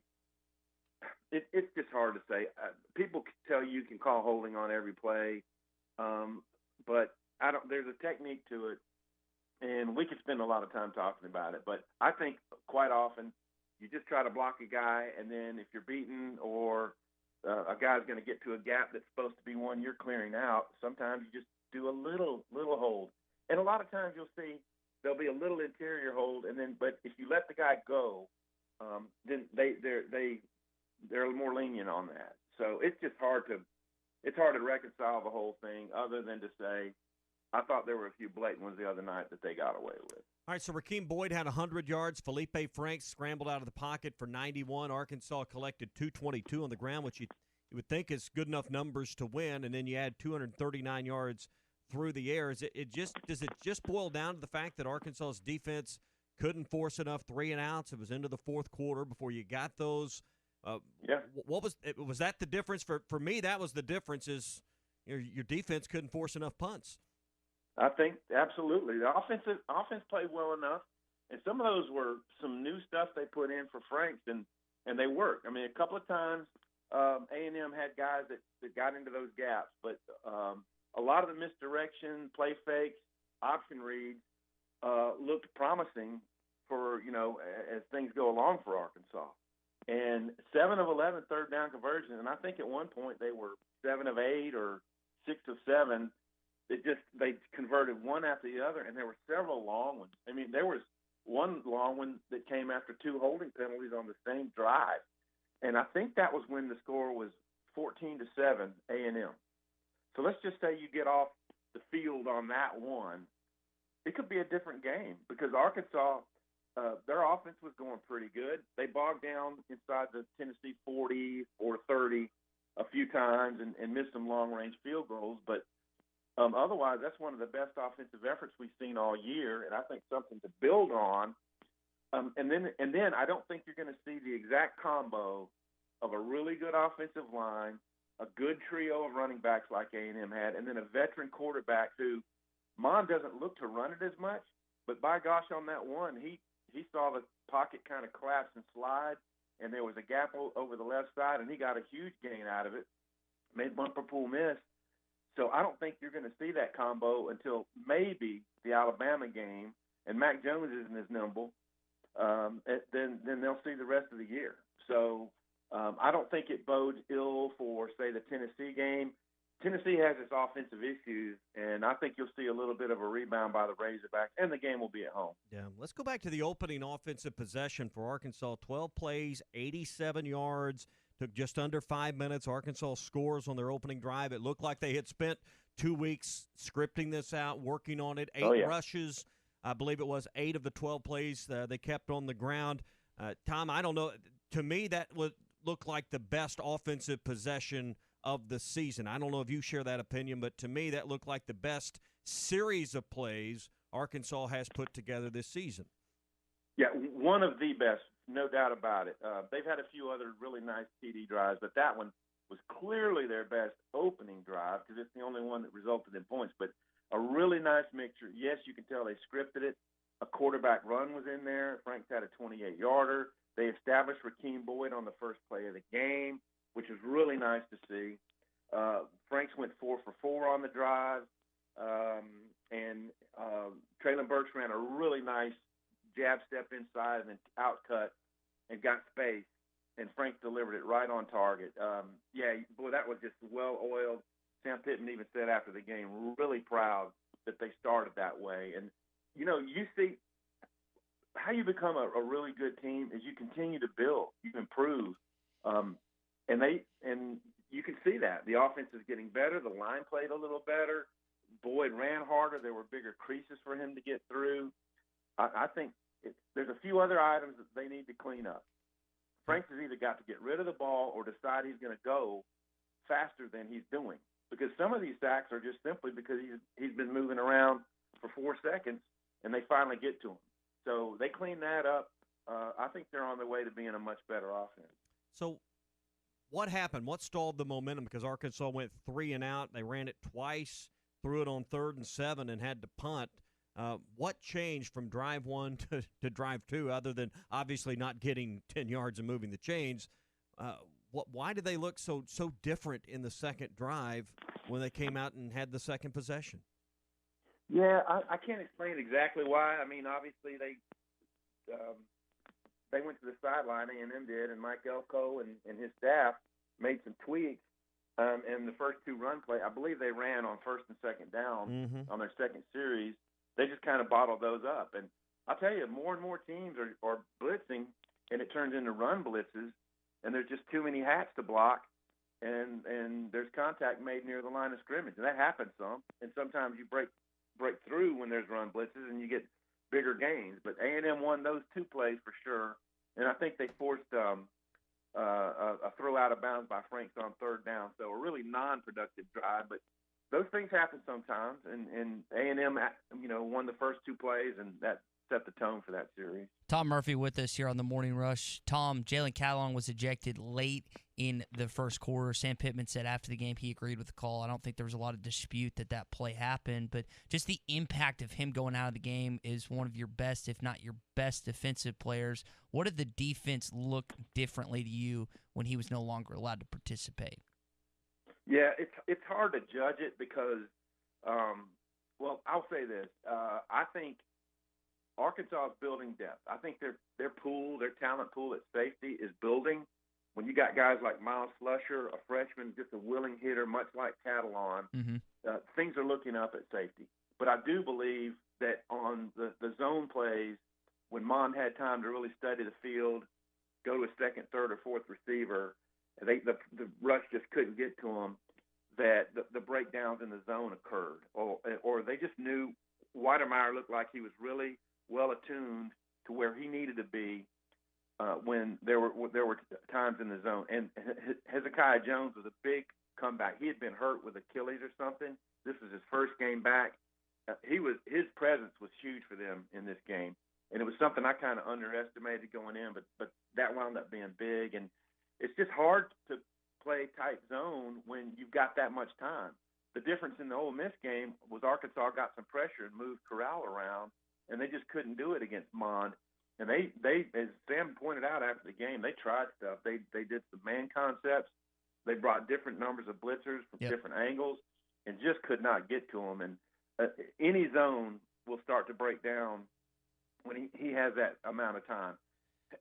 If Catalon had been in the game, I think they'd have been a little tighter. So it clearly impacted them, and obviously you have to go deeper into your talent. Yeah, so you brought up depth, and I was wondering, watching that game, do you think they missed Jerry Jacobs at all on Saturday night?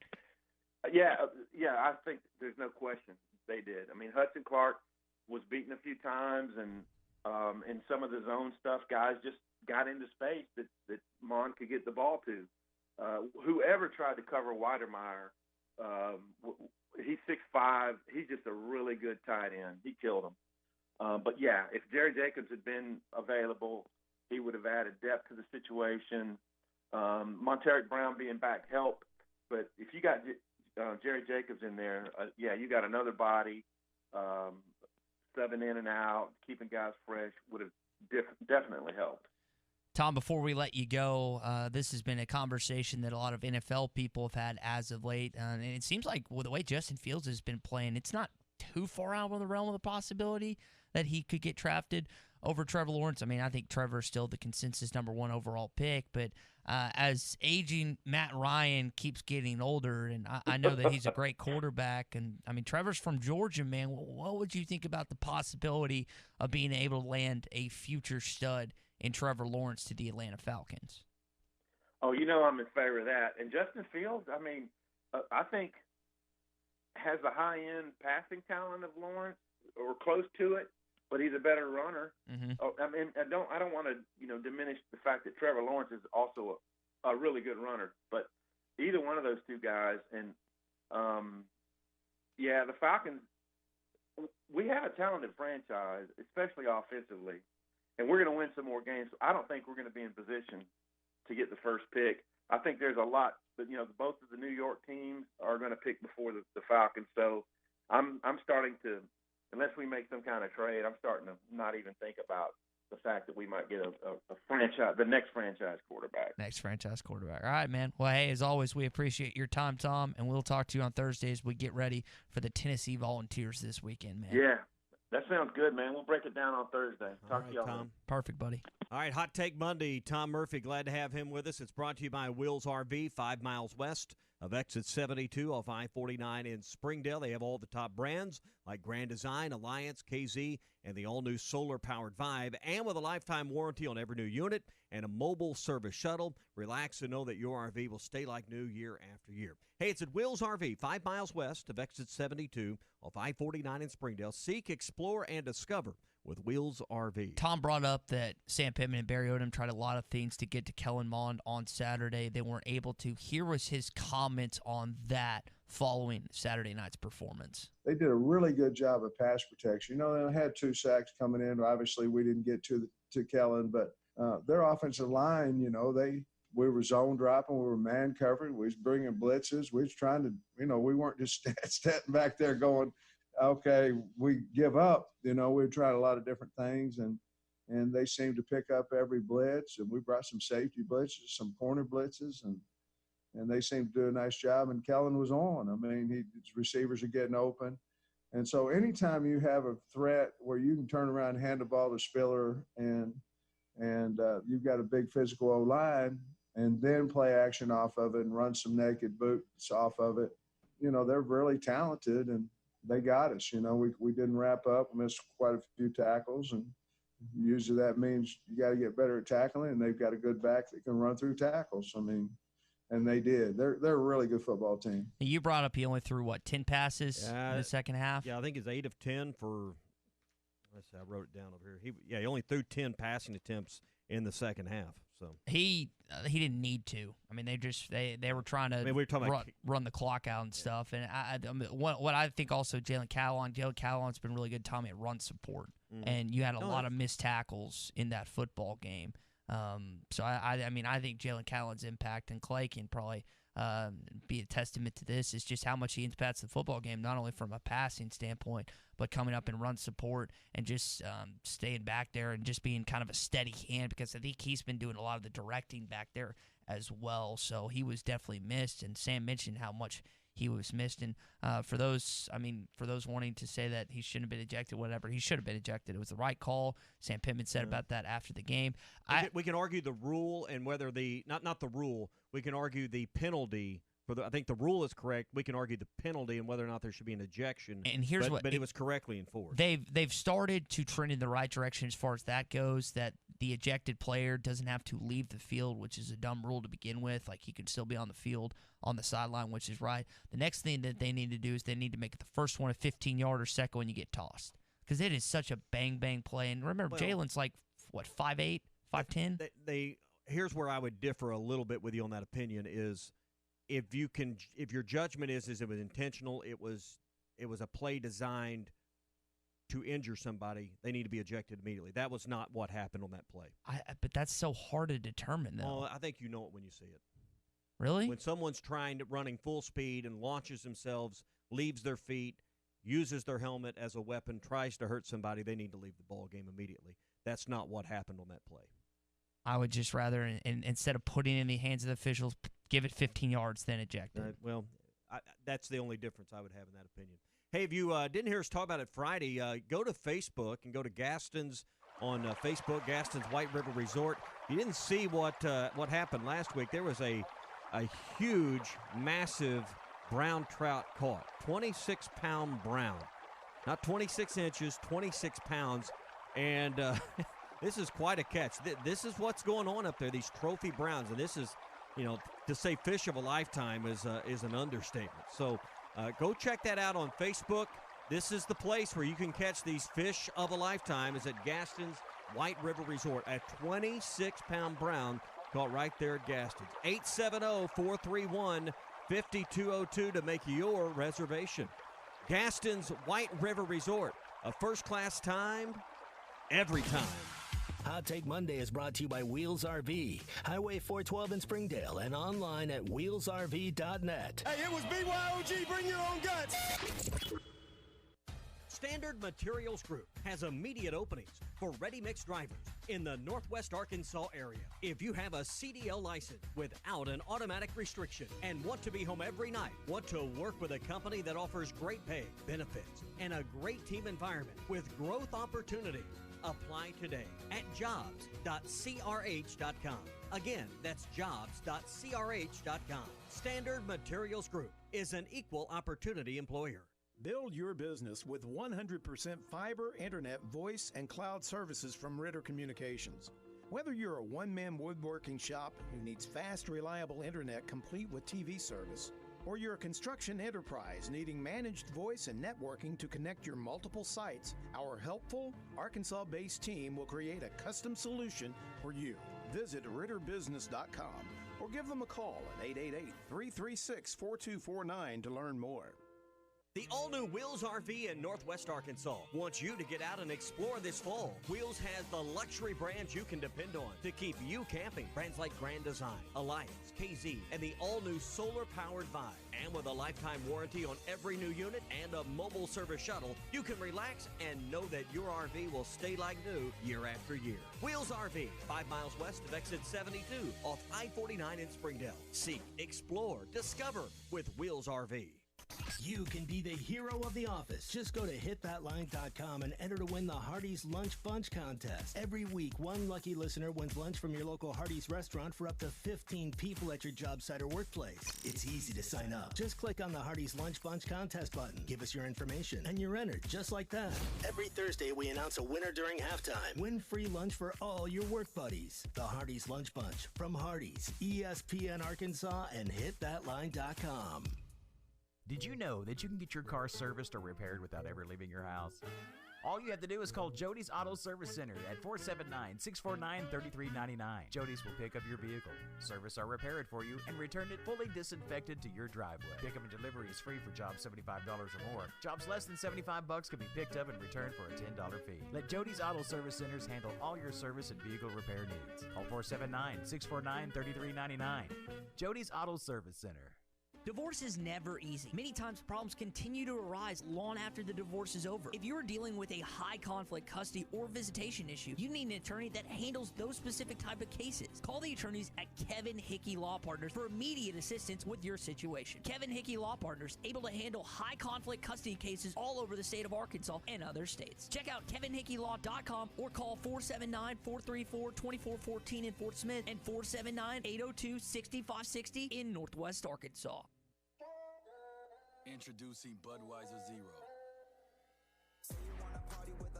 0% alcohol, 0 grams of sugar. Full Budweiser flavor. For all the moments you want a beer and need to stay on your game. Budweiser Zero. 0 alcohol, 0 compromise. Evans Body Shop wants you to know that we are here for you. During this uncertain time, let us take the wheel and get your car repaired so you are ready to roll when the time comes. We offer pickup and delivery and will sanitize your vehicle during your complimentary detail that is done with all repairs. Don't want to get out at all? We have you covered. We offer a mobile estimating tool that allows you to take a few pictures and we will email or text your estimate directly to you. Check out our website or Facebook for more details. Evans Body Shop, where we meet the nicest people by accident. Are your real estate investments being properly managed? Are you sending a check or cashing a check each month? If you're tired of your current property managers, then call Trinity Multifamily. Trinity will qualify your tenants and leases, inspect your properties, and take care of maintenance and provide you with web-based access to current financial reports, leases, and pictures of your property. Call Trinity Multifamily at 479-452-1817 or online at trinitymultifamily.com. Trinity Multifamily, your teammate in the real estate game. Locally owned Lumber One can handle all of your building needs. They've built their business on having great relationships with everybody from contractors and builders to the everyday build-it-yourself. Lumber One has a full-line door shop to handle all of your door, window, and trim needs. And along with lumber, roofing and drywall products, attic wall and floor insulation is available. Lumber One also does blueprint takeoff with access to design services with estimates available. So go where the pros go. Lumber One, located on Industrial Park Road in Van Buren.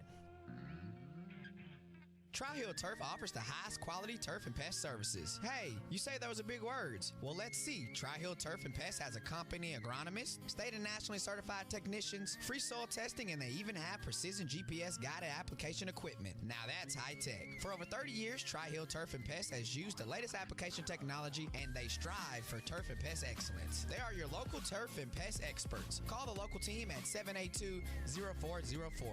Tri-Hill Turf and Pest. ESPN 95.3.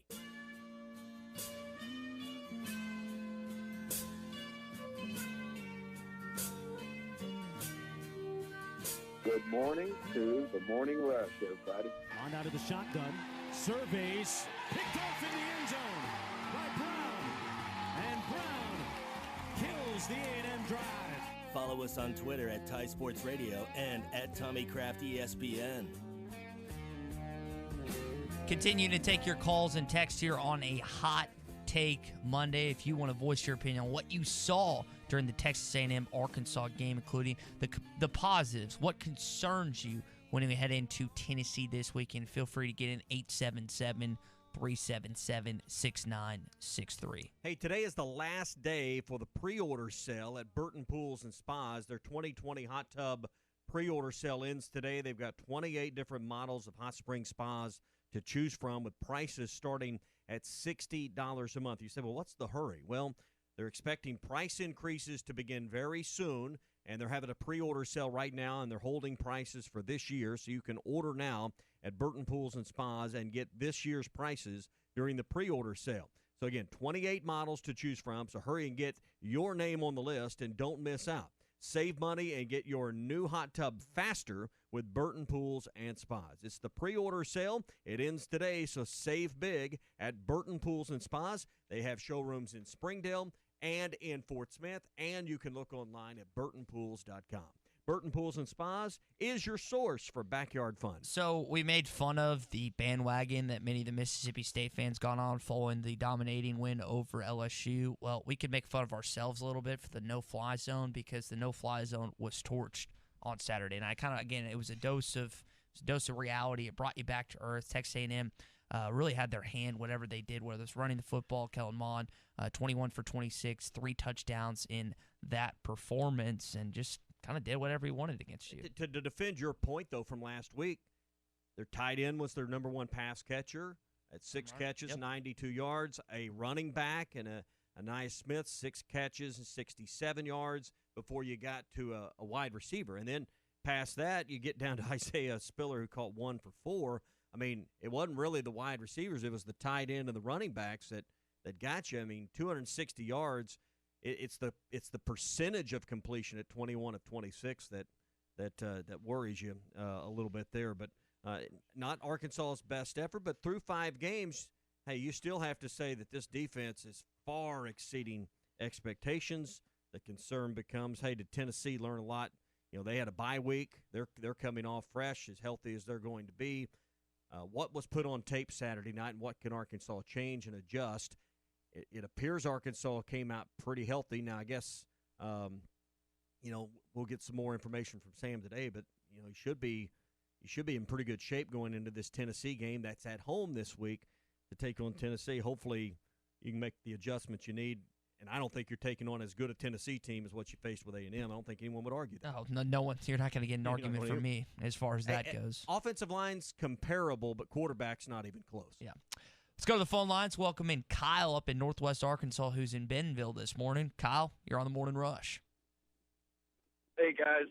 So I was surprised in a good way, and I was surprised in a bad way with that game. I was surprised in a good way with the offense. We actually had more total yards than their offense. We had better rushing yards than Isaiah.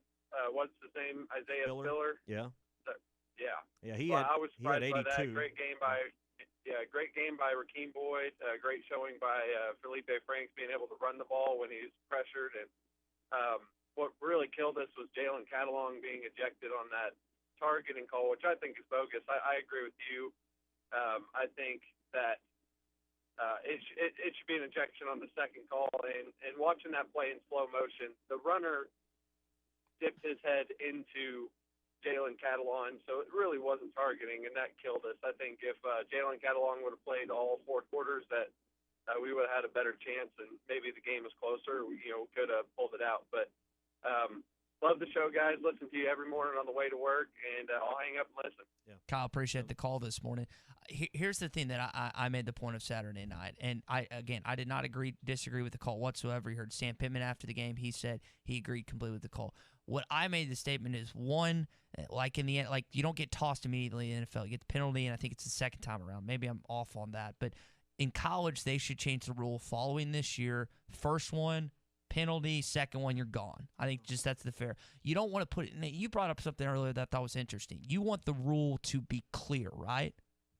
You want it to be – I think the rule is clear now. No, it is clear. Because there's 3 indicators, and the one that Catalan was guilty of is using the crown of his helmet. And again, I agree. Again, I'm not going to disagree. But I don't think Catalan was trying to hurt anybody either. I think he just lowered his head, and that's – but to the defense's credit, how many times has Arkansas been even reviewed for targeting to this point? I think that's the first time. Well, here's what I said that I disagree with you earlier. You said you want to put in the hands of the officials to determine if the call or the hit is egregious trying to enter somewhere or not. Why would you do that? Because it's putting you in a situation where you have to make a determination whether the rule is just, hey, it's this, the penalty, second one is gone. Why would you want to make a determination to put in the hands of an official where the replay official has to make a tough call based on what he or she thinks? Because I think it's easy to identify, Ty. I think you know a highlight hit. I think you know when a guy is, there's a term, carrying the brick. I think you know when he's coming against the grain, trying to create a highlight reel hit,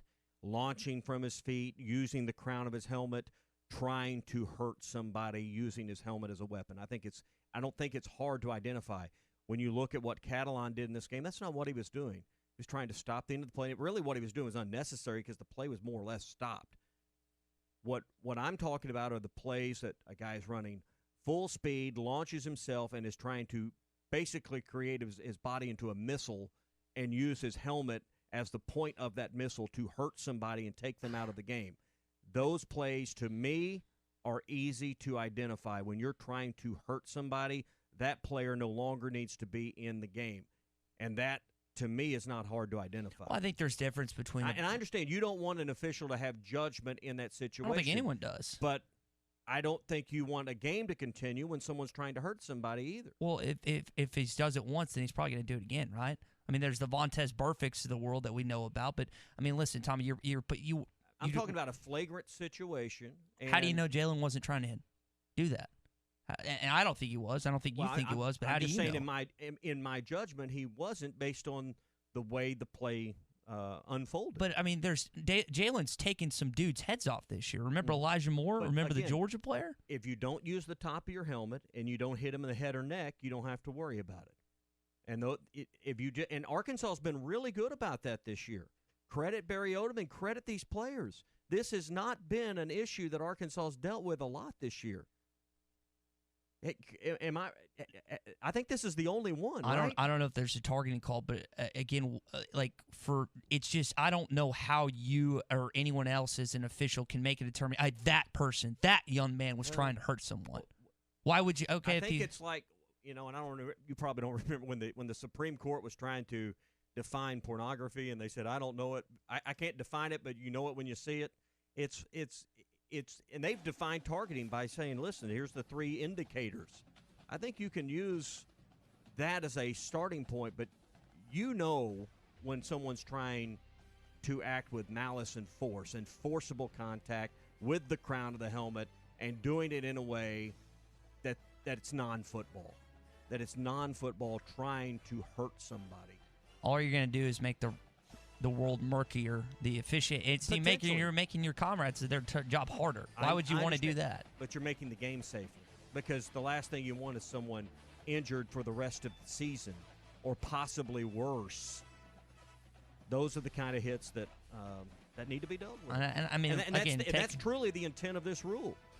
It's as dangerous for the person delivering the hit as it is for the person receiving. Yeah, well, I guess we can disagree to disagree. All right, hour number 3 coming up here on the Morning Rush. Let's get into some positives of what you saw on Saturday night. Pre-order your hot spring spa and beat the price increase at Burton Pools and Spa. Hot tub prices are sure to increase in 2021. That's why you should pre-order now from Burton's and pay less during the hot tub pre-order sale. October 23rd through November 2nd. Hot tubs start at only $60 a month and with 28 models to choose from. Pre-order your hot tub and save October 23rd through November 2nd at Burton Pools and Spas in Springdale and in Fort Smith and at burtonpools.com. Burton Pools and Spas, your source for backyard fun. At Toyota, today's the day to score a great deal. That means today's the day to take a ride in your thrilling new Camry. Today's the day to scale new heights in your powerful new RAV4 Hybrid. Or maybe today's the day to turn heads in your stylish new Corolla. Today's the perfect day to tackle a new outdoor project in your tough new Tundra. Today might even be the day to go as far as the road will take you with the epic range of your new Highlander Hybrid. Today's the day to save on all your favorites like the Toyota Camry, Corolla, RAV4, Highlander, Tundra, and more. But hurry, this offer ends soon.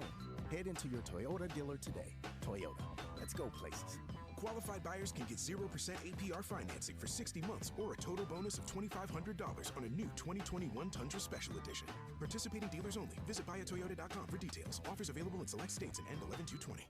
Tommy Kraft for the Fence Man. If you've always wanted powered automatic gates at your home or business, but you didn't know who to call, let me tell you about the Fence Man. 479-782-3936. The Fence Man does it all. Custom wrought iron installations, automatic gates, even controlled access systems, and lots more. Ask about 18-month, same as cash financing with approved credit. For your custom fence and gate needs, call the Fence Man. 479-782-3936. The Fence Man. He ain't afraid of no work. In this moment, who has your back? Do you know the name of your insurance agent? Does your insurance agent know your name? Or would you call a 1-800 number that connects you with who? Another state? Another country? Get a local independent insurance agent with Auto Owners Insurance.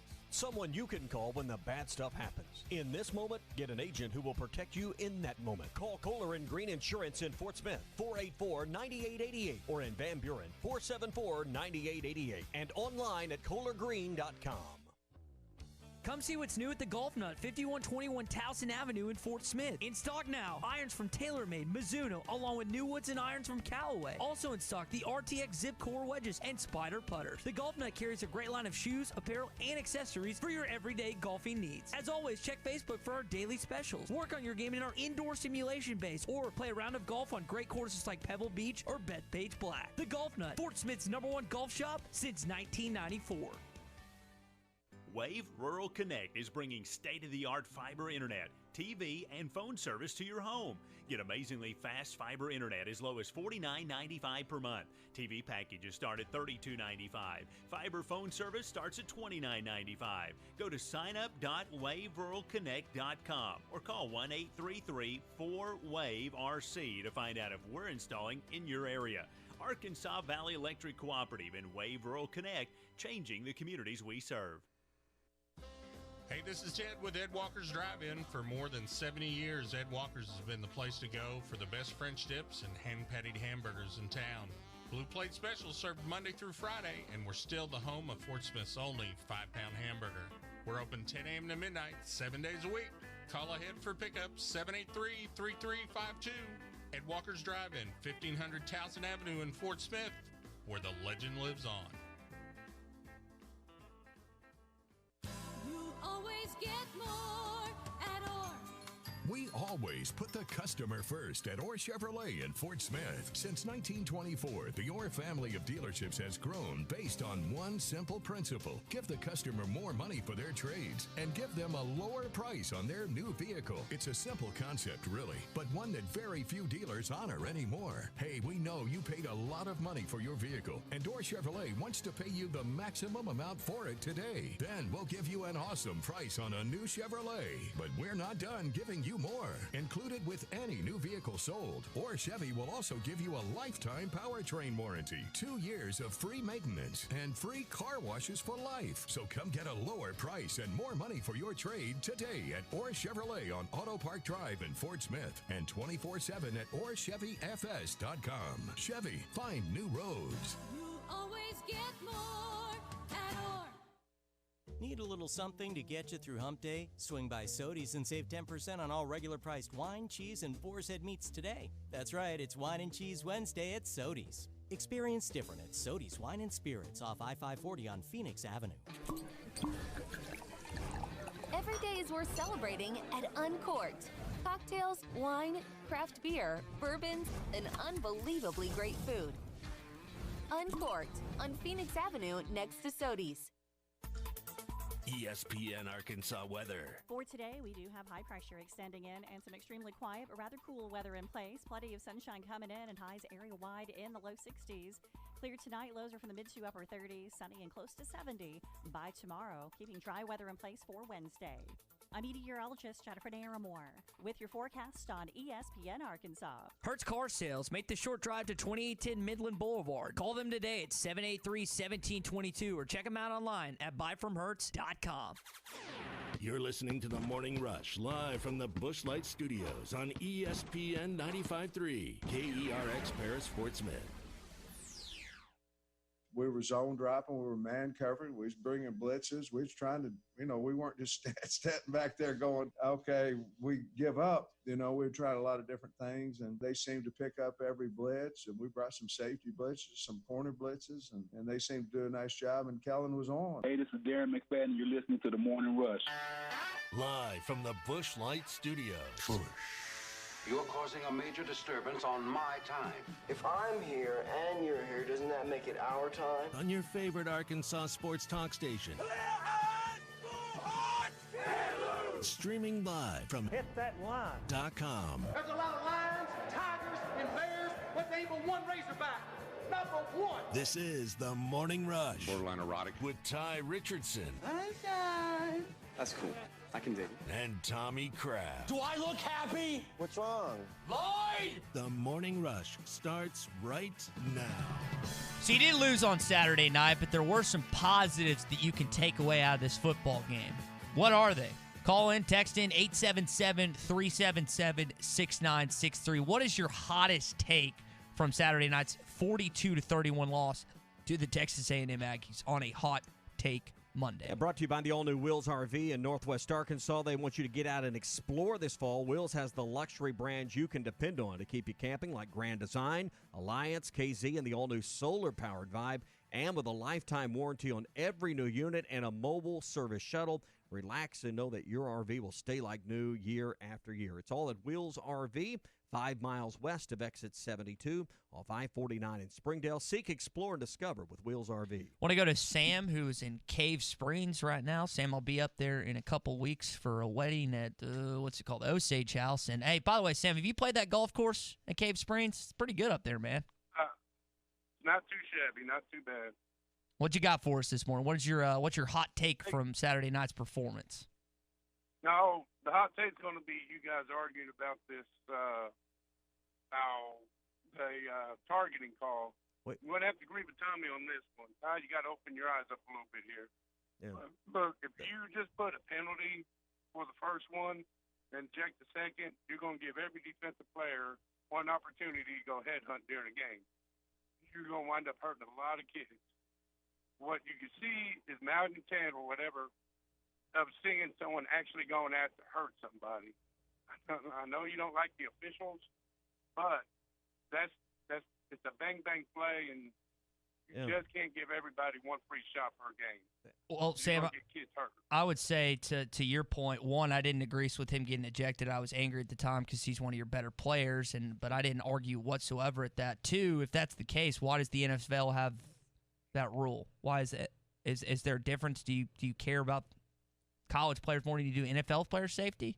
If that's the case, because there are differing rules in the two leagues between college and professional.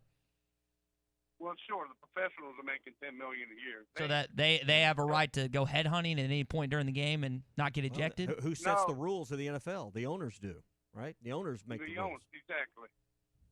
So that's okay in your eyes? No.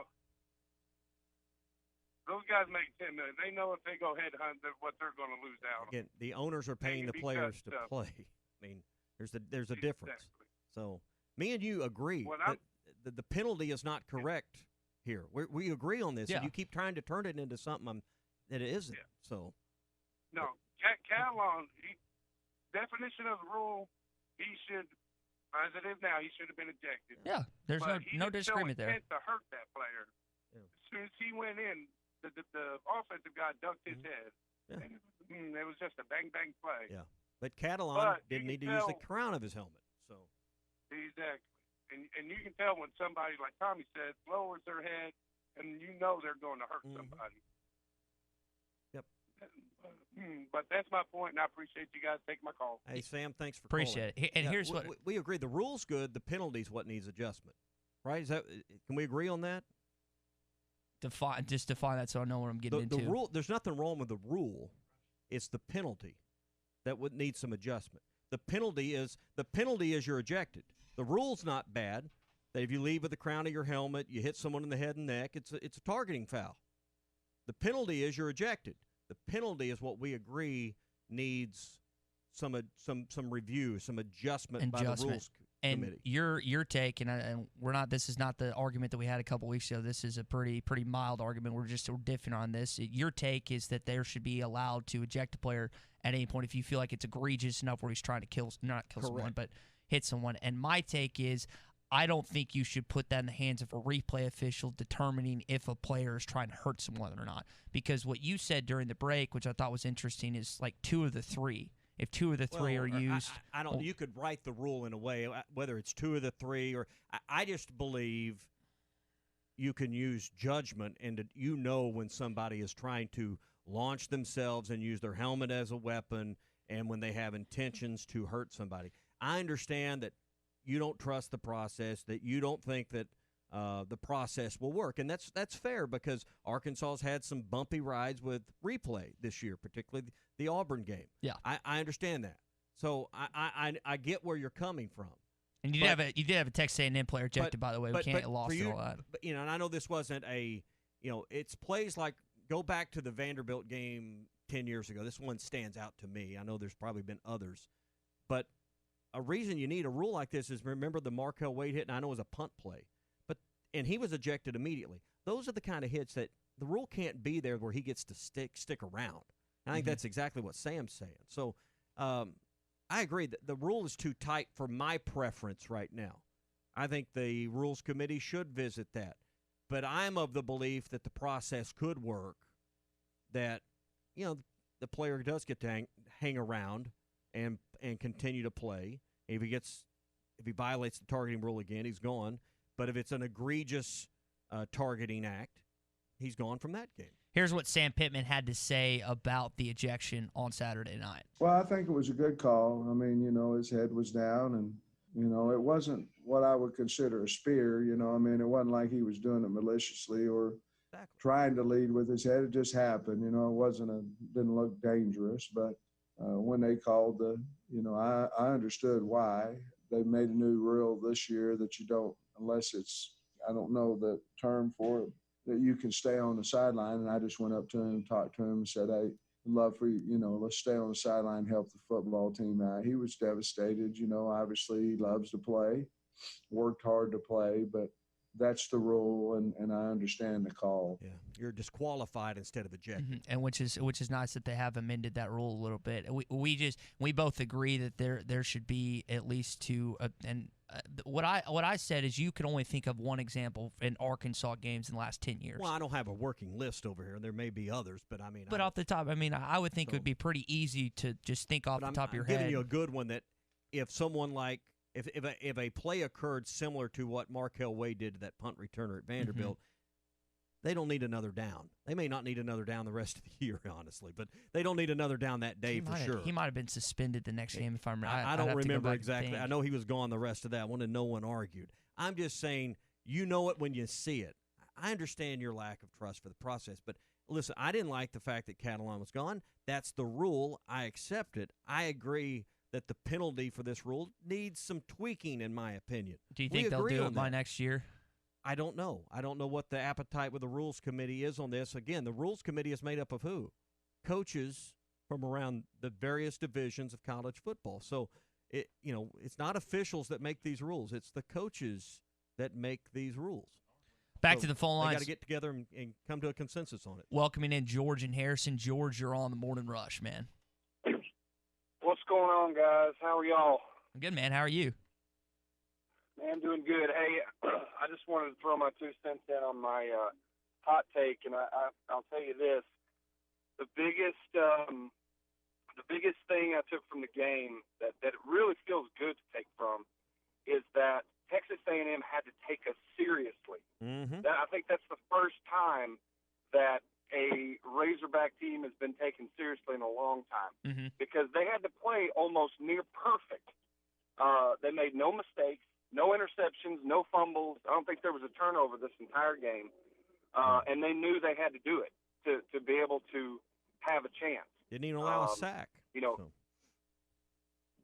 Right, exactly, and didn't allow a sack. So the fact that a number 8 team in the country had to play near perfect to be able to execute the right way, and they took it seriously. That says a lot about this program, says a lot about the direction that we're headed.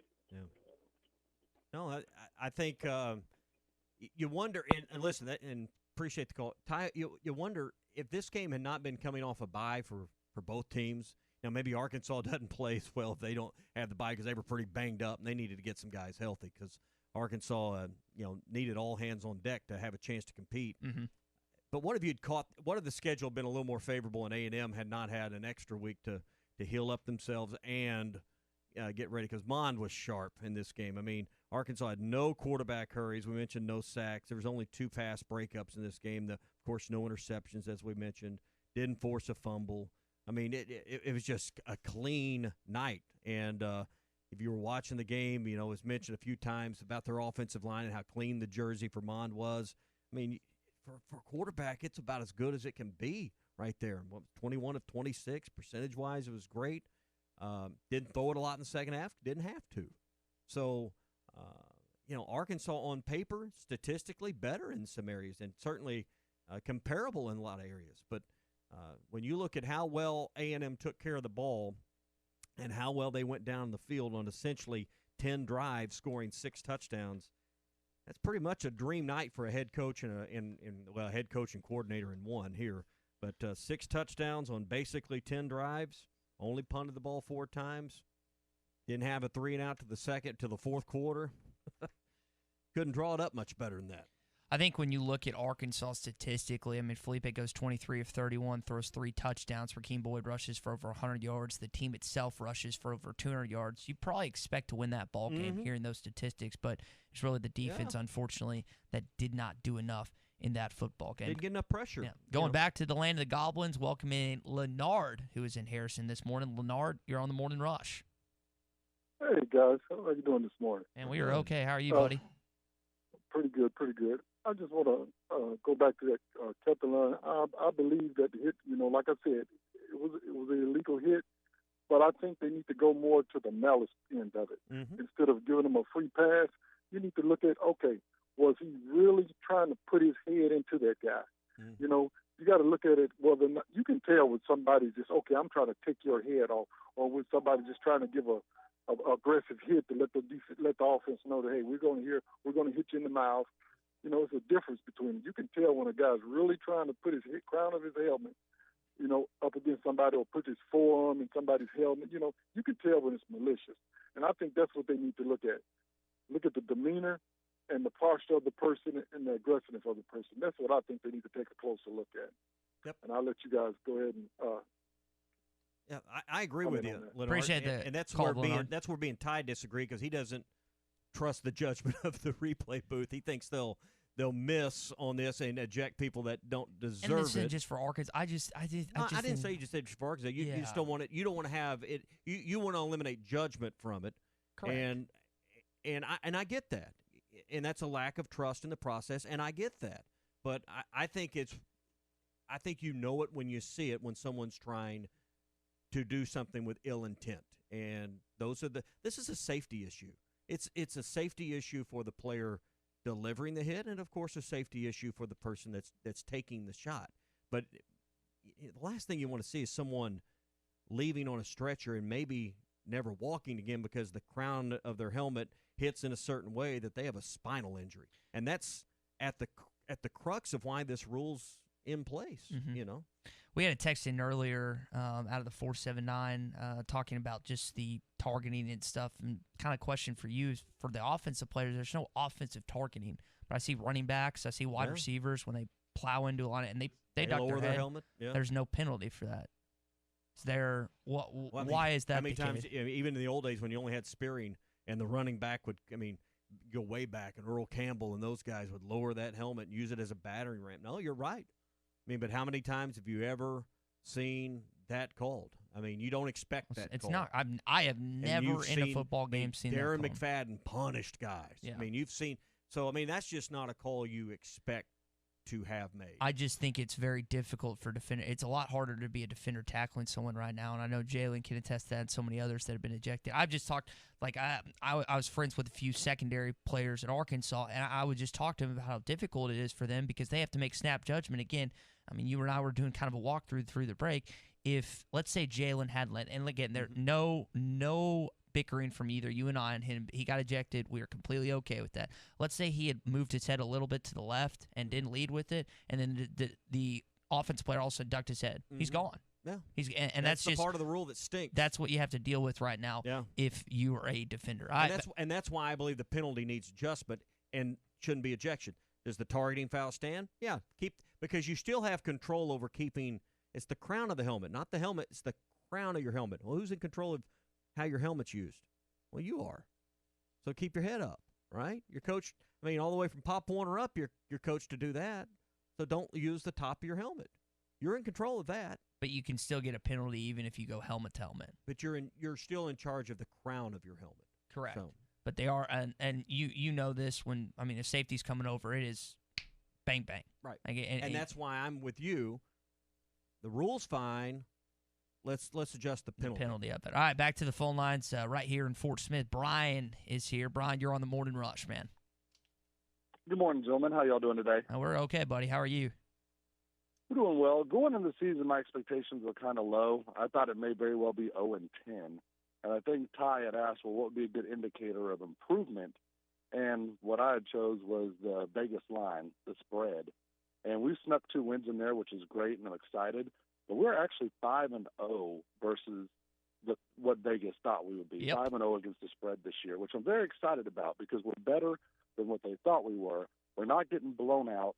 We're hanging in these games. They're actually fun and enjoyable to watch when you're actually in the game. Have you been betting on them, Brian? Do you want any money this year? I have been, yes. There you go. It's covered every time.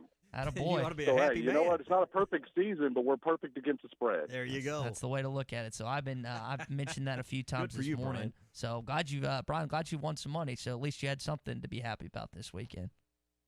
Yes, sir. You guys have a good day. You Brian, too, thanks man. for the call. Again, if you don't know this, Arkansas, like Brian mentioned, is 5-0 this season against the spread, not 5-0 in the actual what's been played on the field. But if you got some spare dollars lying around, might throw them on the Hogs this week. And again, Hogs opened as a 3-point underdog to the Tennessee Volunteers. That line's moved to about 1.5. Might have some free money this week, and you bet on the Hogs. I guess it depends on when you got the line last week, right? It opened at 15 and it closed at, 10 or 11, somewhere in there? Mm-hmm. So if you had it at 10, you not happy. If you had it at 15, happy. When did it go? I think it. Yeah, I want to say it closed at like 12, if I remember that correctly. So I think. I guess it all depends on when you bet it. Yeah, so. You want to bet. Honestly, you bet on these lines early if you're Arkansas because there's a lot. The public money's coming on the Razorback, which is bringing down the line as far as that goes. Back to the phone lines, welcoming in Robert, who's in Farmington. Robert, you were on the Morning Rush, man. Hey, good morning. Back to your other point, I'm not conspiracy theory, have nothing to do with that. Just Arkansas fans are just so conditioned to, we're not going to get the call. We just don't. And I go back to the Auburn incident, you go back to the Florida incident, you go back to Tony Bowie getting called for one when the quarterback actually lowered his head. Yep. There's all these calls that go back that never seem to go Arkansas's way. And you're wanting to hand it over to an official who's staring at a guy spiking the ball. Well, keep in mind, and he doesn't call it. I agree with you there. But didn't A&M have a player ejected for targeting in this game as well? Same thing. Yeah, so, that was late, wasn't it? Late. It was in the second half. I'm not saying that. I'm not arguing that point. But my point is as from an Arkansas fan perspective, you are conditioned that you're not going to get calls just over our history. Yep. Yeah. I mean, you go back to the SMU game back in the 70s or 80s, whenever that pass interference, what happened. It's just you're talking about handing over a call to officials when you're not going to get the calls to begin with. And my point is the guy spiked the ball with the umpire standing or the referee standing there staring at him, and he didn't throw a flag. So, yeah, I think your point is very accurate. I agree with your point on the basis of if everything is even, but you're not even getting a spiked ball called. Yeah. You see my point? Yeah, no, I see it. And that's Robert. I wonder how that was missed. And Robert, that's what I've said. It's like, why would you want as an Arkansas fan to put that in and let Tommy trust him? And he's gone through the process, so he trusts a lot more than I do. I just look back. You mentioned Florida 2003, SMU. I mean, there's been calls that seemed like you go again. I don't want something to be a judgment call. That's just me. That's what Jalen Catlin. That wasn't a judgment call. That was just hit. Ejected. That's it. I don't want someone to make a determination, hey, this Arkansas player tried to kill this player, so he needs to be out. I just don't want to be in that situation like yourself. Hey, we're brought to you by the Fence Man. If you've always wanted powered automatic gates at your home or business, but you don't know who to call, who builds those gates, well, let me tell you about the Fence Man.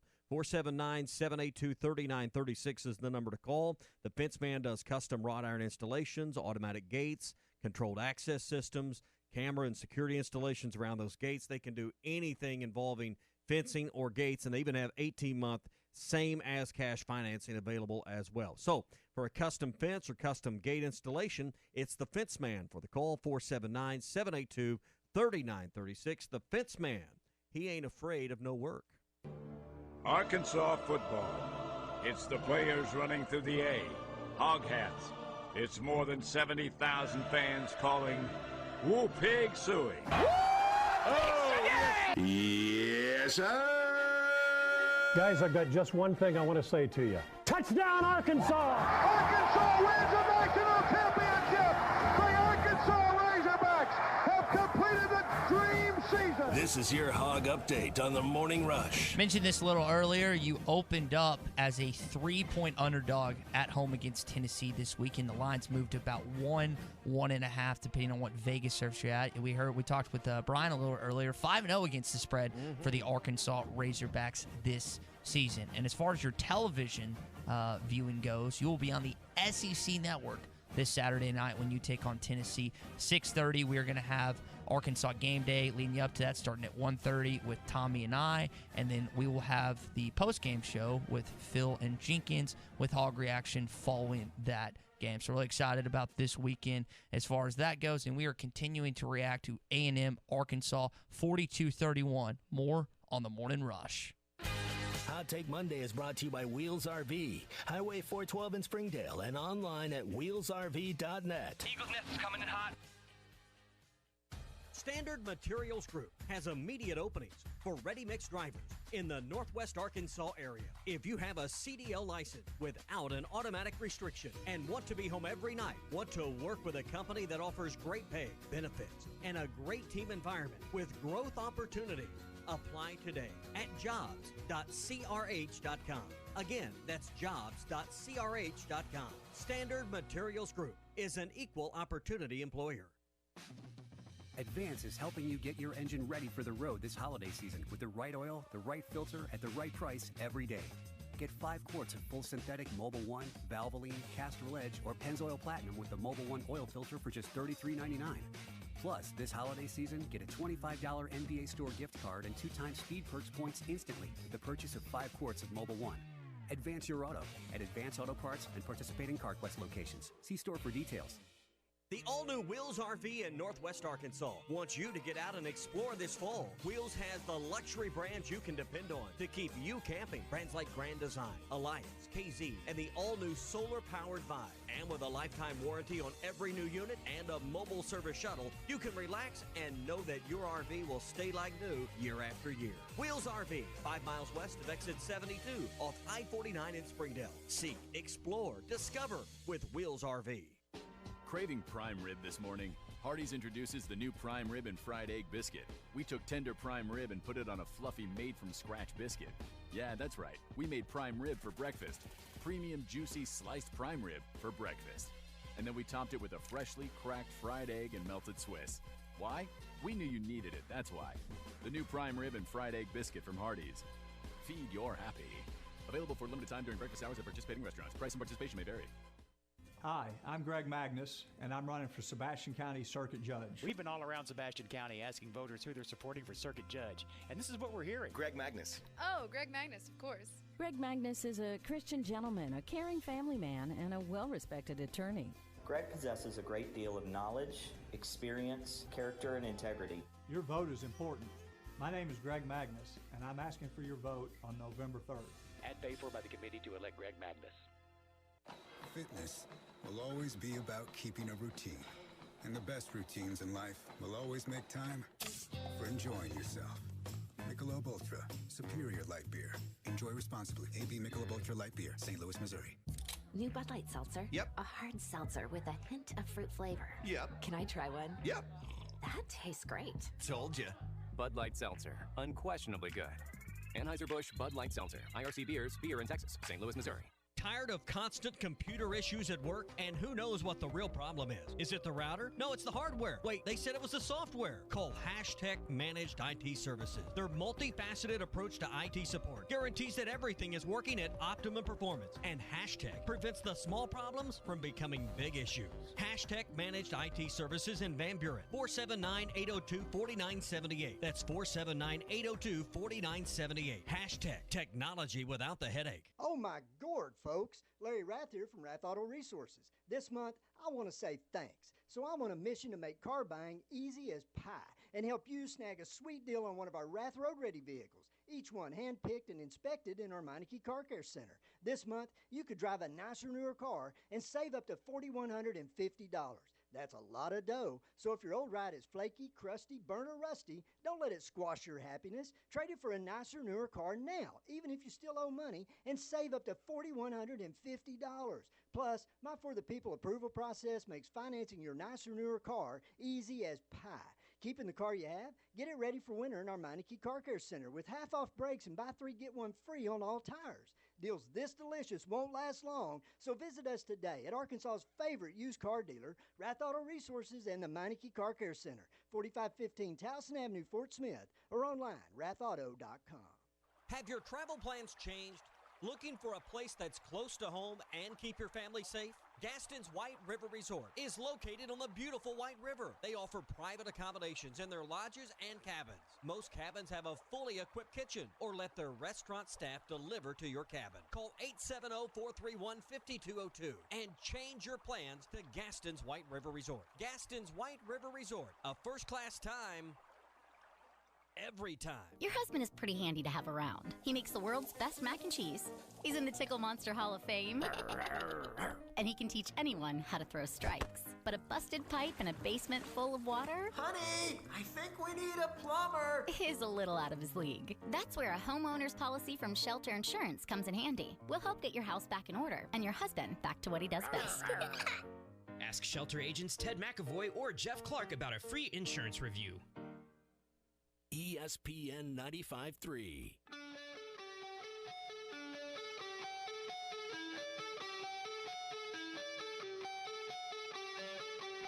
The Morning Rush with Ty Richardson and Tommy Kraft. Corral going to throw far side.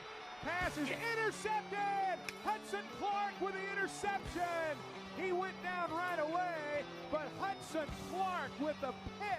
I'm going to try this call-in number. Call or text The Morning Rush at 877-377-6963. My first official call-in. Curious if Hudson can respond this weekend. He didn't have it after the Ole Miss outing. He did not have his best performance on Saturday night. He gave up like 8 catches for over 100 yards with receivers and tight ends in his radius. And Tommy, it's a little difficult when you're having to cover Weidemeyer, who's about 6'5", Yeah. and Hudson's about 6'2", and it's giving up a few pounds when it comes to that. Quite so a few pounds. Yeah, on that, we will get to your calls coming up shortly here on a Hot Take Monday, as we're brought to you by Joe's Grill this morning. Yeah, one of my favorite daily specials they have at Joe's is on Monday, Mexicali Monday, chicken breast topped with sautéed spinach, one of their great sauces, the poblano cream sauce, and then they also add a couple of their great enchiladas that go along with that. This is $10.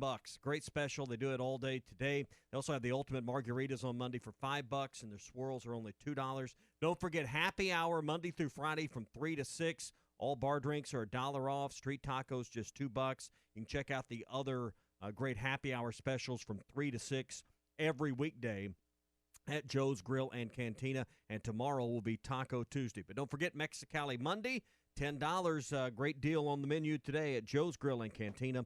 3400 South 74th Street across from Harps. I want to welcome in one of my favorite callers into the conversation. PA is in Texarkana. PA, you're on the Morning Rush, man. Well, thanks for that compliment. I appreciate that. You got it, buddy. What I was talking about was we Arkansas fans and Razorback football in particular seem to be Charlie Brown and the Razorback, not the Razorback, but the SEC office. You have to forgive me, I just woke up. SEC office and the officials in the SEC are loosey. It's like, pull that football up every time we miss it, we fall on our back. Come on back. Believe me, this time I promise you I'll hold it right. And it just seems like over the years that we get those calls that are just, I'm not talking about the one the other night against Catalan. I understand he lowered his head. I get that. Although I think he's the leader of our defense. You know, how he goes is how we go. Because when he hits people, he hits them very hard, and he's just kind of the leader of our defense. But anyway, getting back to the officiating. I thought Mark Curtis was not supposed to call any, even though that was 10 years ago after the Florida game. They had multiple, I'm talking about 4 or 5 calls that weren't even questionable, that they were just obvious that they were incorrect. And heinous calls, and that crew, if I remember correctly, were penalized 2 weeks for not being able to call games for 2 weeks. Again, and how is he back calling Arkansas games again? I don't get that. And I know it was 10 years ago. He's called many. He's called many. Well, what is he doing back on an Arkansas game anyway? Well, this isn't the first time. He's called several Arkansas games. I know he has. That's what I'm not. It's not the same. It's not the same crew he had a decade ago. I mean, these crews aren't the same year to year. So he's the one that made those calls, though. The one at the end on Malcolm Shepard. The one on Malcolm Shepard. And he. I mean, I don't trust that guy as far as I can throw him. PA with a heart of forgiveness this morning. I'll never forgive him for that game because they protected Florida. Listen, you don't need They it. protected Florida's #1 ranking and little Timmy Tebow because we had them dead to rights and they knew it. And there was just some. I mean, one call, and guy can mess it up. Two, well, yeah. But, when you get 3 or 4, and particularly, one of them was so obvious that even Gary Danielson, he doesn't like Arkansas. I mean, and I don't care, but he doesn't bother me up in the booth. But you can tell who he likes because he calls the teams that he likes, but he calls the coaches by their first name, Nick, Kirby, and so on. Has he ever called an Arkansas coach by his first name? Bobby, Brett, he just doesn't do it. And that bothers me because you can tell that's total favoritism. And I'm just sick of Arkansas being the whipping boy. And we're supposed to just take it every time. And the reason we haven't done it in basketball because we've been so good enough to overcome the crap, and they need to move that office. I know you guys probably, agree 100%. Because I'm running long. They need to move that office from Birmingham to Memphis or to Nashville, somewhere. Just move it to other than Nashville. Birmingham. Yeah. Hey, P, I'll tell you what, before we let you go, why don't you get a petition started that Mark Curls can't officiate another Arkansas game? Get that started, okay? Well, if there's I'll anybody sign it. I'll sign it. Let's let Tommy Kraft call our game. Yeah, there you I'm go. serious. I'd be down for that. PA, we appreciate the call as always this morning. I'm down for that. Least favorite officials, who do you hate more, Mark Curls or Pin Wagers? 877-377-6963. So I shouldn't point out that A&M had 9 penalties for 100 yards and Arkansas had 5 for 51 the other night. I don't let facts get in the way. I didn't criticize the officiating, did I? Officiating had nothing to do the with face the mask, the face mask, and there was one holding call on Grant Morgan, or not the face mask, excuse me, the spike were the only two I'd probably. Spike, I need some explaining on that too. Yeah. Hey, with all the turmoil going on around the world right now, and particularly right here around our country, shrinking police budgets, who do you turn to when you need protection around your company? Well, you turn to companies like Spear Group Security. They're filling the void. They're not your average security company. Spear Group specializes in crisis situations like threatening employee terminations, labor disputes, corporate takeovers, layoffs. They can assist you in preventing or stopping workplace violence. Call them today, 501-310-5425, or look online at speargroupsecurity.com. We will get into the best and the worst of the weekend coming up. Hot Take Monday is brought to you by Wheels RV, Highway 412 in Springdale, and online at wheelsrv.net. Hey, it was BYOG, bring your own guts. If you have experience transporting frozen and refrigerated goods and want to be part of a trucking family with insurance and be home every week, you need to contact Brent Higgins Trucking. Since 1997, Brent Higgins Trucking in Mulberry has been proudly delivering to and from various areas of the United States, including but not limited to Oklahoma, Texas, Louisiana, and Mississippi. Brent Higgins Trucking, where you're a name, not a number. Contact them at 479-997-2366 or at BrentHigginsTrucking.com. At Toyota, today's the day to score a great deal. That means today's the day to take a ride in your thrilling new Camry. Today's the day to scale new heights in your powerful new RAV4 Hybrid. Or maybe today's the day to turn heads in your stylish new Corolla. Today's the perfect day to tackle a new outdoor project in your tough new Tundra. Today might even be the day to go as far as the road will take you with the epic range of your new Highlander Hybrid. Today's the day to save on all your favorites like the Toyota Camry, Corolla, RAV4, Highlander, Tundra, and more. But hurry, this offer ends soon. Head into your Toyota dealer today. Toyota, let's go places. Qualified buyers can get 0% APR financing for 60 months or a total bonus of $2,500 on a new 2021 Tundra Special Edition.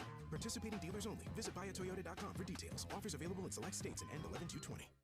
Evans Body Shop wants you to know that we are here for you. During this uncertain time, let us take the wheel and get your car repaired so you are ready to roll when the time comes. We offer pickup and delivery and will sanitize your vehicle during your complimentary detail that is done with all repairs. Don't want to get out at all? We have you covered. We offer a mobile estimating tool that allows you to take a few pictures and we will email or text your estimate directly to you. Check out our website or Facebook for more details. Evans Body Shop, where we meet the nicest people by accident. Is your Arkansas home at least 10 years old and served by OG&E? OG&E is offering Arkansas customers a no-cost-to-you program to increase your comfort and lower your bills. A trained crew will perform an energy audit at no cost to you, and if your home qualifies, their crews will install measures that can include attic insulation, LED light bulbs, weather stripping, advanced power strips, smoke alarms, carbon monoxide detectors, and much more. The services provided through this program are at no cost to you for qualifying homes. If you or someone you know could benefit from home weatherization improvements, call OG&E today at 800-272-9741. That's 800-272-9741. Do you own apartment complexes, condos, and rental property? Then you have made a great investment. Now make another great decision by calling Trinity Multifamily to help you maximize your return. Trinity Multifamily offers full-service property management, marketing, leasing, sales, and all the services to make your cash flow. Take the hassles and frustrations out of ownership and call Trinity Multifamily at 479-452-1817 or online at trinitymultifamily.com. Trinity Multifamily, your teammate in the real estate game. Whether it's a game day, a holiday, an office function, or your family lunch or dinner, Whole Hog Cafe in Fort Smith is ready to serve you their award-winning barbecue and sides. Call either of the Whole Hog Fort Smith locations on Borough Road or Phoenix Avenue, or go online to wholehogfortsmith.com and check out their buddy packs and party packs. Both Whole Hog locations are open with limited seating until further notice. They're open 11 till 6 Tuesday through Saturday. Experience award-winning barbecue and sides at Whole Hog Cafe today. Did you know that you can get your car serviced or repaired without ever leaving your house? All you have to do is call Jody's Auto Service Center at 479-649-3399. Jody's will pick up your vehicle, service or repair it for you, and return it fully disinfected to your driveway. Pickup and delivery is free for jobs $75 or more. Jobs less than $75 can be picked up and returned for a $10 fee. Let Jody's Auto Service Centers handle all your service and vehicle repair needs. Call 479-649-3399. Jody's Auto Service Center. Tri-Hill Turf offers the highest quality turf and pest services. Hey, you say those are big words. Well, let's see. Tri-Hill Turf and Pest has a company agronomist, state and nationally certified technicians, free soil testing, and they even have precision GPS guided application equipment. Now that's high tech. For over 30 years, Tri-Hill Turf and Pest has used the latest application technology, and they strive for turf and pest excellence. They are your local turf and pest experts. Call the local team at 782-0404. Tri-Hill Turf and Pest. Have you had someone back out of a contract and you don't know what to do? Or maybe you have a problem with your boss. It may be time to sit down with a lawyer and discuss your options. The attorneys at Kevin Hickey Law Partners are ready to give advice on your next step. Kevin Hickey Law Partners are experienced in all types of lawsuits. If you have a dispute that may involve going to court, don't just hire any lawyer. Contact Kevin Hickey Law Partners. Give them a call at 479-434-2014 in the River Valley or 479-802-6560 in Northwest Arkansas. Or check them out online at kevinhickeylaw.com. It's Truck Month at Randall Ford, and you'll find clearance deals like never before. Stop in today and check out the largest inventory of F-150s in the area, with savings up to $15,000 off. But it doesn't stop there. How about $4,750 retail customer cash on a new EcoSport SE or SES? Buy today and we'll deliver your new purchase right to your front door. Shop the #1 brand in America, Randall Ford, 5500 Rogers, or online 24/7 at randallford.com. The fourth oldest Ford dealer in America. ESPN 95.3.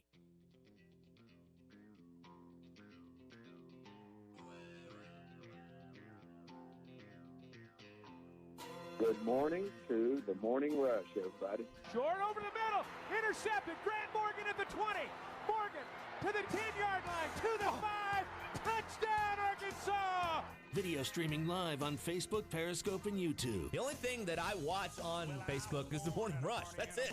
Well, I'd say we were all wrong about Kellen Mond based on the performance that he put up on Saturday. And we did tell you, well, he's going to have a field day if Isaiah Spiller and Aeneas Smith dominate. And they did. And the offensive line did. He was well protected and had an absolute impact on that football game. We will continue on this conversation as well as getting into our best and worst of the weekend coming up here on the Morning Rush. Before we do that, Tommy, go ahead. Yeah, it's brought to you by Standard Materials Group. They have immediate openings for ready-mix drivers in Northwest Arkansas. If you have a CDL license without an automatic restriction, you want to be home every night, you want to work with a company that offers great pay, great benefits, and a great team environment with growth opportunities, you can apply today at jobs.crh.com.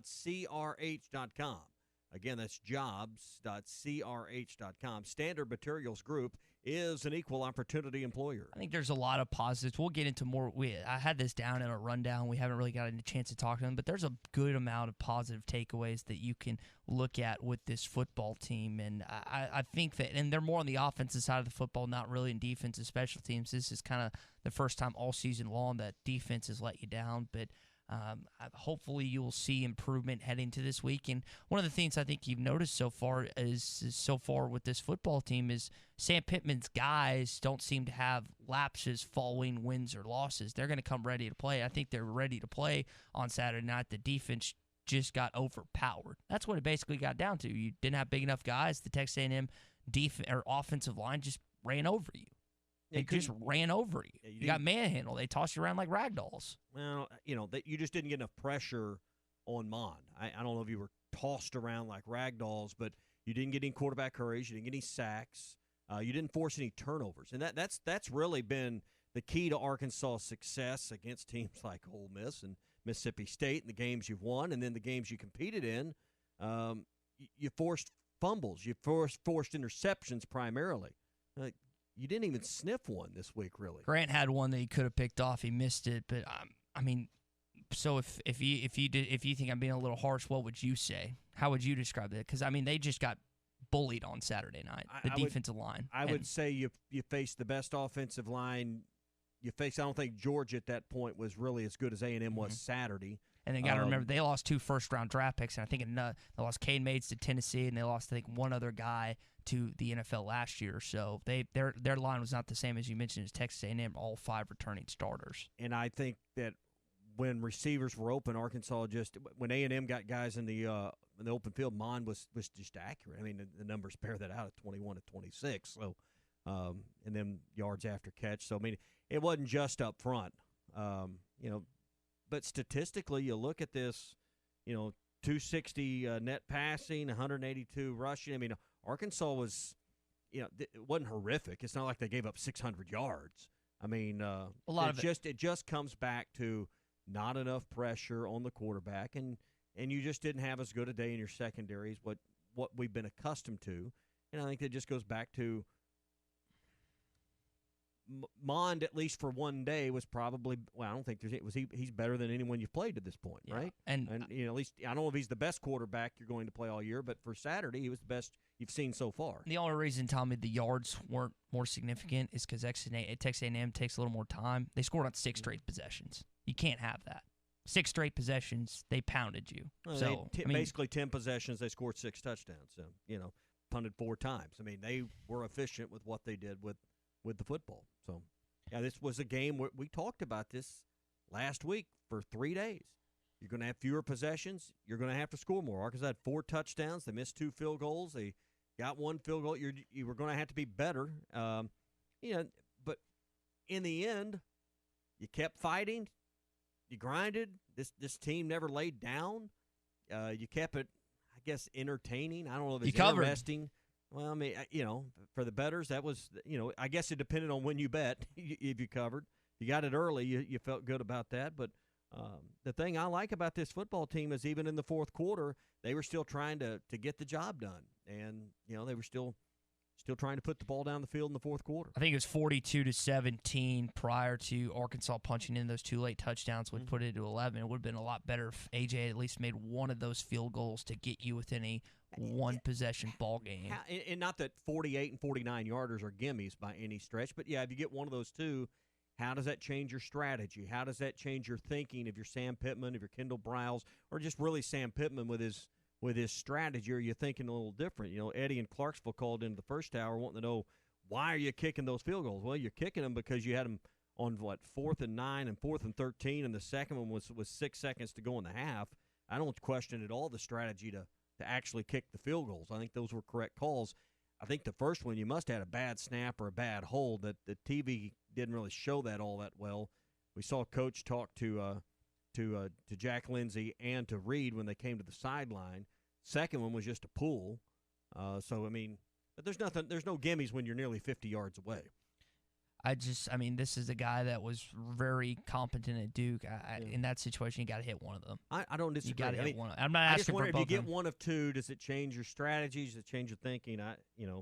Perhaps. So I mean, it's a one-score ball game instead of two when you're attempting the onside, right? Let's just say you get the second one and then you get the ball first, and that was the other thing. You needed really to come out in the third quarter, and you got the field goal. You went down 11 plays, 58 yards. You got a field goal, but if you could score there, if you had gotten the field goal to end the half, and then you come out and you score a touchdown, just the mental mindset there, and that would have been 10 points you put on the board. Maybe you rattle or you shake the confidence a little bit of A&M. I don't know, but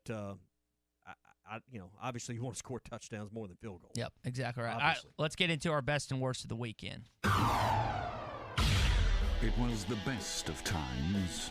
It was the worst of times. We the best. This is the worst. It's time for the best and worst of the weekend. And our best and worst of the weekend is brought to you by Buffalo Wild Wings. My buddies and I, we like to go on Friday nights after 9 o'clock because they have an incredible happy hour that we like to enjoy. But they also have 4 new sauces going on right now. Lemon pepper, pizza sauce, orange sauce, and Carolina Reaper. Now, I have had the Carolina Reaper. It is quite tasty. Phil Elson had to complete and finish his bet against me a while back.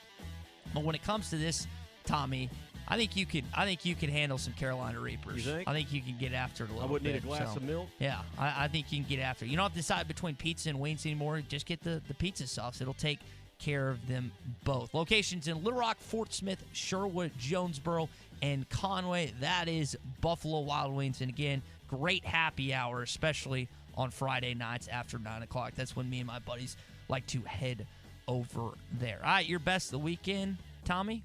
What was it, man? This is going to be a little off the board, but we bought this. We love those. This was, you always struggle. You don't know this yet. Neither you or Jenkins. You'll figure this out someday, but I'm telling you, there's guys in their 30s and 40s. They got kids that are approaching that age, and you're always battling and dealing with the internet, and particularly at bedtime. Bought a system to install with my internet that now I have. Me and the wife have full control of the internet from our phones. I can sit here right now if they were at home and turn off the device. I can turn it off by the house or by the device. So I mean, this is a pretty powerful feeling. So this to me, although there was a lot of great sports on for the weekend, and it was great to see the Hogs back even though they lost. This, for me and my wife, was maybe the best of the weekend, was getting this installed and taken care of. The kids did not – this was their worst of the weekend. And there was a lot of wailing and gnashing of teeth that, hey, Mom and Dad can now turn the Xbox off at the push of a button at any moment. But I'm going to tell you, there's a lot of parents out there nodding their head at the radio right now. Hey, what kind of system is yeah, this? What kind of system? I have to call them after the Circle, yeah. Call them after the show. So you're not – your jurisdiction is like Colonel Jessup's, where you think you have it, and you most of the time you do, but every once in a while something slips through the cracks. Well, nothing's slipping through this, right? Nope, got it. You can set bedtimes. You can set time limits. You can set filters.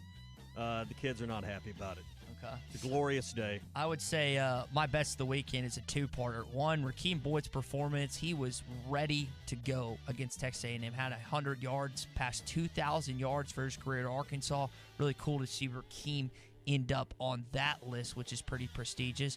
And I just like the ferocity that he was running with on Saturday night. You could tell he was ready to play some football. And I also wanted fantasy this week. So that was Dalvin Cook gave me a 46-piece. So I was talking to Ray Miller about fantasy stuff earlier this week. And now I owe Ray $25 because he says every time I mention him with fantasy, I have to do that. Was this your second win of the year? Second win of the year. So I am that much farther away from having to eat 76 hot dogs. All so right. that's definitely. So you're what, 2-4? 2 that sounds right. So, but I smashed. So is somebody else 1-5? I guess that's the question. I am tied with the lowly leader. So we're still neck and neck for who's eating 76 hot dogs over the course of the year. But hopefully my team can get after it a little bit. We'll see though. You still have a ways to go to get out of the basement. Yeah, you're still the LSU of this fantasy. Of this fantasy football league. The Manawak County Bums, for those who watch Trailer Park Boys. That is our league name, but still a long way to go for me. What is your worst of the weekend? Worst of the weekend, I guess I'm going to go with just the defense for Arkansas and really not being able to get that push on Kellen Mond. I really thought we could go down there and make some hay. That was the most surprising part, was the defense had the letdown for me. So I'm going to go with the defense and just not being able to get by that front line. We knew that offensive line for A&M was good, but that was probably the worst of the weekend for me. I would say the worst of the weekend for me is Mississippi State. They've lost 4 straight. There's people transferring out of the program. Kylan Hill has opted out in favor of getting ready for the NFL draft. Mike Leach's program in Starkville is a disaster right now, and it is burning, and it is glory. It's not one of those things where I'm going over with a bucket of water and helping put out the fire. I'm going, like Clay says, with a bucket of gasoline, like you would for Darrell K. Royal, and just throwing it on top. All right, I don't know how I should have led with this one. My other worst of the weekend was watching Texas win in overtime at Oklahoma State. We had that game on, getting ready for Arkansas, and somehow Oklahoma State let them off the hook. That was terrible. OSU's going to lose to the Sooners in Norman later this year. Bedlam, they will, and then somehow, some way, Oklahoma will be back in the Big 12 championship. All right, that's a Hot Take Monday brought to you by Wheels RV, 5 miles west of exit 72 off I-49 in Springdale. All the top brands like Grand Design, Alliance, KZ, and the all-new solar-powered Vibe. And with a lifetime warranty on every new unit and a mobile service shuttle, relax and know that your RV will stay like new year after year. Wheels RV, again, 5 miles west of exit 72 off I-49 in Springdale. Seek, explore, and discover with Wheels RV. Clay Henry's going to join us tomorrow at 7 o'clock. Really excited to hear his take and what he thought about the weekend. Again, reminder, the Arkansas-Tennessee game, 6:30 here, ESPN Arkansas, hitthatline.com, ESPN 99.5, and the SEC Network is where that game will be televised. We will have Arkansas Game Day, 1:30, and the Hog Reaction following that game. Been a good Hot Take Monday for Tommy Kraft and Matt Jenkins. I'm Ty Richardson. Don't spend the rest of the day sleeping. Go out and do something productive.